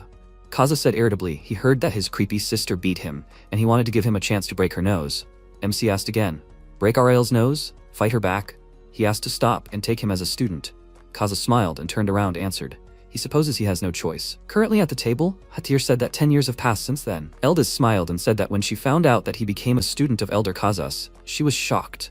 And what is he like? She understands he is an elf and all that, but MC interrupted her and said with a smile on his face, he is still an idiot and a little crazy, but overall he is bearable. At least he does not eat people. Eldis smiled and said, what a relief. When she first heard that he was given to him, she couldn't sleep at night, worried that he would eat him. Azadine laughed and asked, really? He wondered. The teacher had given up human flesh many years ago. Maybe Eldis didn't know him that well? He remembered Kazas taking out a bottle and shouting, sweet wormwood snacks go perfectly with booze. Hadn't Eldis recommended it to the teacher? Suddenly, Hatir sighed and waved his hand, and Eldis said, right, now is not the time. He knows what Ariel did, right?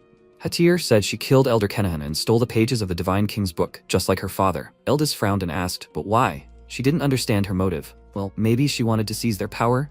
She thought that made even less sense. The scriptures require interpretation. The more people involved, the better. Besides, Ariel is the second spirit. She would have been awarded first place for her analysis.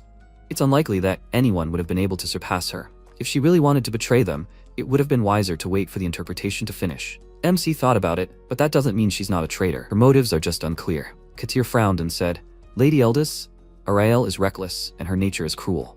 No one knows what she'll do next. Azadine thought about it, but not everyone acts based on logic. Especially those who have been raging like wildfire since childhood. And Ariel is exactly like that. After a while, they left the tent, and Ismail said, it seems to him that the conversation is over. So this is Eldis Jeddah, the first herald? She's a goddess. Medium smirked and asked, is he also in love? Ismail replied, not really. It was just obvious that Aegis's divine blood flowed through her. He had heard that Harconius and the Emperor had a child together. Who would have thought that Ariel really did have divine blood flowing through her veins? Medium asked, with displeasure. Had he seen Azadine's face? Did he understand that too? Ismail said, continuing to serve Azadine could be dangerous. She turned around and asked, and why was that? He replied that the Council of Elders would probably try to punish Ariel through him. Medium asked, didn't this order apply to their entire clan? Ismail spread his arms in different directions and replied, yes, but it would be especially hard for Azadine. They would expect him to give his best, for example, to prove his innocence by killing his own sister. Ariel wouldn't have gone to all this if she didn't have a way to avoid demotion and the curse of service. Medium asked, did he have any idea what could have prompted her to do such a thing? Ismail clenched his fist and looked away. He replied, yes. It seems she wants to stop further deciphering of the Divine King's book. Medium asked in confusion, but why? Ismail looked away and thought, perhaps she wants to continue her father's work. The strength of the Gerald clan is concentrated in the blood of the founders. Even if the book is deciphered, this order will remain unchanged. Perhaps Ariel, who is of low origin, wants to overturn the system with force? At this moment, Medium called out to him and interrupted his thoughts. He widened his eyes in fear and then replied, well, Azadine may defect to her side. Medium asked again, defect? Ismail replied, yes, Ariel is probably recruiting supporters for her idea. Even if their relationship is tense, she will certainly try to persuade him to side with her. They are relatives after all. And the elders will try to use this. Medium folded her arms and asked if he thought the elders would try to use Azadine as a spy within her ranks. Ismail replied that it was entirely possible. Medium smiled and spoke. Now she understood what was bothering him.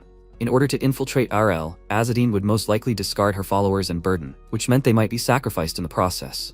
But it was okay. Ismail, he didn't think she would allow that, did he?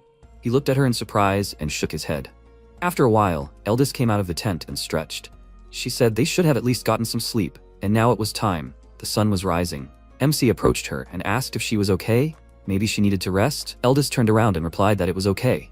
Chatting with him all night was worth it. But it was time for her to go. Azadine asked where she was going. Eldest replied to Bruma. She wanted to meet Ariel. Azadine, the elders might demand that he kill Ariel to prove his innocence. Would he really fight her? MC replied, if she, Eldest, so wished. She grabbed the pendant on her neck and said, no way, their conflict was tearing her heart apart. MC spoke up, then he would try his best to avoid such an outcome. He clenched his fist and said, but if Ariel attacked herself? Eldest grabbed his hand and said, everything would be fine, she wouldn't do it. Azadine remained silent, then reached into his inside pocket and asked Eldest to listen. He had found all the pages of the Divine King's book. Eldest asked again, 2? That was impressive. MC held out the pages and asked, would she take these for safekeeping? He thought they would be safer with her. Eldest shook her head and said, no, they should stay with him. She would try to convince their allies, but some could still harm him. So let him have the pages just in case. Although carrying them around might be inconvenient. Eldest put the bracelet on his arm and activated her mana. She said, here, let him keep the pages in this bracelet. It will also help hide them from the cultists. The pages turned into mana and went into the bracelet. Eldest looked at MC and said goodbye. She hoped they would see each other again at the Summer Solstice Festival. Azadine waved his hand and said with a smile, definitely, if that happens. After a while, the carriage was driving through the streets of the city. Medium screamed. They were finally in Salazam. The men were kneeling on the ground and saying that the children were dying of hunger. They were asking a kind person for food. Azadine said how many refugees there were. If someone disappeared, they wouldn't even notice. Ismail asked, didn't the regional leaders say that people were disappearing? They even sent someone to investigate. MC replied, yeah. This disgruntled old man, such things should be reported to him, the herald, responsible for this region, but they do not even move. Medium smiled and said, well, there's no need to be angry, at least they have been provided with a cart now. MC looked out the window and asked, Targi, is it still far to his mother's estate? Targi answered, they will climb the hill, and it is not far at all. Suddenly a loud cry was heard, the era of Jupiter is already near. As soon as Jupiter enters the ecliptic, the demon gods drowned under the unfinished building will awaken and arrange the end of the world. A man stood on the street and ordered everyone to repent, turn to the 3 benefactors and give to the poor. Medium said irritably, what a scoundrel. Azadine asked again, what did she mean? Medium waved her hand and said, he clearly does not have any prophecy about the end of the world. He's just projecting his ruined life, hoping the whole world will burn with him. MC smiled and said how cruel she is. They all do stupid things sometimes. If you don't forgive people's weaknesses, he won't move from dead center. Medium smiled and asked, would he forgive Ariel?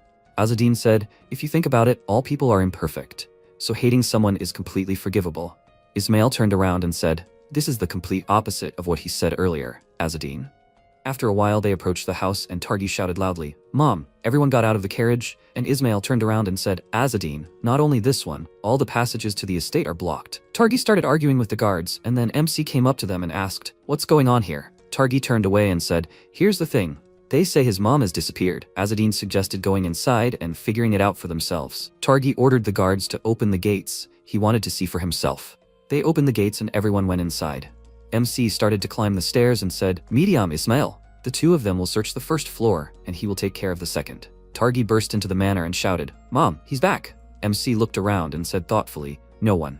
He picked up the fur from the floor and said, "That's the fur of a were-rat." Targi asked in fear, "A werewolf?" Azzedine answered, "Yeah. The Mizeri cultists and their rat king were here. They are creepy idiots who feed on human flesh." Targi screamed in fear. "Does he mean that his mother was kidnapped by man-eating rats?" MC answered, "Yes, it's definitely the work of a cult." He thought if it really was them, there was almost no chance of survival. "A web? In the Baroness's bedroom?" Azzedine grabbed the web with his hand and said that he felt magic. Targi said, "For what reason?" MC said that mercenary who infected him with spiders was also some kind of evil spirit. Perhaps his mother was not the most simple aristocrat. He lifted the bed with one hand and said, "Yes, there is a cache here." Azzedine opened the lid of the cache, and Targi asked fearfully, "Where did his mother get something like this?" MC said, "The Spider Queen Atra is quite popular among the nobility. They say it grants the power of seduction." Targi asked, "Does this mean that his mother herself was a cultist, and this somehow angered the cult of were-rats?" MC agreed with him, when suddenly a loud scream was heard. "Azzedine, he needs to come over for a minute." The guys went out to the first floor and asked, "What's the matter?" Ismail pointed his finger at the wall and shouted, "They found a cache here." MC went to the safe and was surprised, thinking, "Are these 5 imperial gold coins? Even one such coin is rare. And here are 5. Coins received without fulfilling the request are valued even higher." Targi closed the safe with his body and screamed, "You can't take these coins. If they save his mother, he will give this." Ismail looked at Medium and asked, "Maybe they will kill him." Azzedine ordered not to fool around. "The Gerald has honor. They are not thieves." Medium asked, "What honor are we talking about? If he was demoted anyway?" Targi screamed loudly, "Demoted?" MC said, 5 imperial coins in the hands of Atra's follower, and his mother, it seems, is a much more serious figure than he thought. After some time, Targi found a piece of fabric in the courtyard of the estate and screamed, "This is a scrap of the same dress that she often wore." MC said, "Most likely there is a secret passage under this place. Judging by the number of missing, the enemy forces are considerable." Medium said, "Then it is better not to go there without preparation." Ismail grabbed his head and said, "But 5 imperial coins." Azzedine ruffled his hair and said, "Well, there is a way." He equipped himself, and Medium looked at him happily and said, she had never seen a herald in full armor. Azzedine said that it was perfect for fighting in a confined space. After a while, the guys went down to the dungeon and lit a candle. MC said that they were following the trail of footprints. Medium looked at Targi and thought, at least he was useful as a source of light. Suddenly, MC stopped and said thoughtfully, "It seems to him that all the wells are connected to each other." Ismail looked around and said, "And the tracks lead in one direction." MC ordered to be quiet with a gesture and closed the shutter of the candlestick. He sat down and thought, a bell trap, which means there is an ambush somewhere nearby. At that moment, a voice rang out, "Who is here? Who is there?" They saw the light. Azzedine said that they were noticed. He turned around and ordered Targi to try to intimidate them with his status. Targi answered, "Yes, right now." He cleared his throat and shouted, "He is Targi, the son of Margrave Salazam." The man grinned and said, "This is a valiant knight. What brought him here?" Targi said irritably, "He should be asking, why are they huddled here like some kind of rats?" The man answered that they were just looking for a place to spend the night. Targi ordered not to make fun of him. He could at least try to hide the greed in his eyes. He swung his sword and screamed, "They are filthy were-rats." The men turned into rats and laughed, saying that since he was looking for death, they would gladly fulfill his wish. Even a girl? The werewolf ordered to kill the men and catch the girl for dinner. Targi swung his sword and screamed, "They are idiots. What did they do to his mother?" The werewolves rushed forward, swinging their clawed paws. Targi cried out in fear, horror. The werewolves laughed and screamed. He reeked of fear. The leader ordered to kill him and take the girl alive. At that moment, MC grabbed Targi and pulled him back, after which he stepped forward and struck the werewolf in the face. He threw him back and then squeezed the handle of the mace and said, "Good. This is perfect." He struck at his opponents and they squealed. After a while, he dealt with all the werewolves. Targi asked, "Will they kill them all? They still don't know where his mother is." MC answered, "That's why he beat them one by one, but no one spoke. It looks like they are just ignorant soldiers." He looked at the piece of flesh with the sign and said, "The Maresi coat of arms, drawn in blood." He wondered, maybe this would come in handy if he used it correctly. Suddenly, there was a scream. Azzedine. Medium pointed to the side and said, "There, ahead, is a locked gate leading to the riverbank." MC answered, There is no time, they need to hurry. After a while, they got to the hatch and opened it. They went outside and MC thought, he hopes their intentions are not too obvious. But nothing can be done about it. There really is no time. Medium looked around and asked, so now they need to find the were-rats, right? Ismail replied, they are nocturnal. Maybe they should lie down and wait? Suddenly the order to repent was heard. The end is near. The era of Jupiter is about to begin. Ismail turned around and said, it's the same idiot they met at the entrance. Medium replied, he is still as loud. She asked thoughtfully, Azadine, he said that the were-rats drag people into the sewers, right? MC replied, yes. She said, then there's a high probability that their base is somewhere nearby, and there are all the possibilities to drive people away. For example, the Order of the Knights of Salvation. They have a noticeable haven and they are actively agitating the people. MC opened his mouth in fear, and then grabbed his face and said, he can't believe that it was them. Medium screamed, Azadine, let him think sensibly. He is a herald, not a knight of salvation. MC replied, he knows. It sounds unthinkable to him too. He asked to wait for him here. He was going to do some reconnaissance. After a while, he approached the man with the flag behind his back and asked for forgiveness. The man looked at him and said, a seeker of truth has come to him. He ordered him to repent. The era of Jupiter is approaching. Azadine thanked him for his wisdom and said that if he would allow such a noble fighter against ignorance, who overcomes all hardships, he would like to make a small donation. He handed him a cookie. The man laughed and said, what a polite young man he is. A just cause. A just cause. MC asked, by the way, is the aid center for victims still open?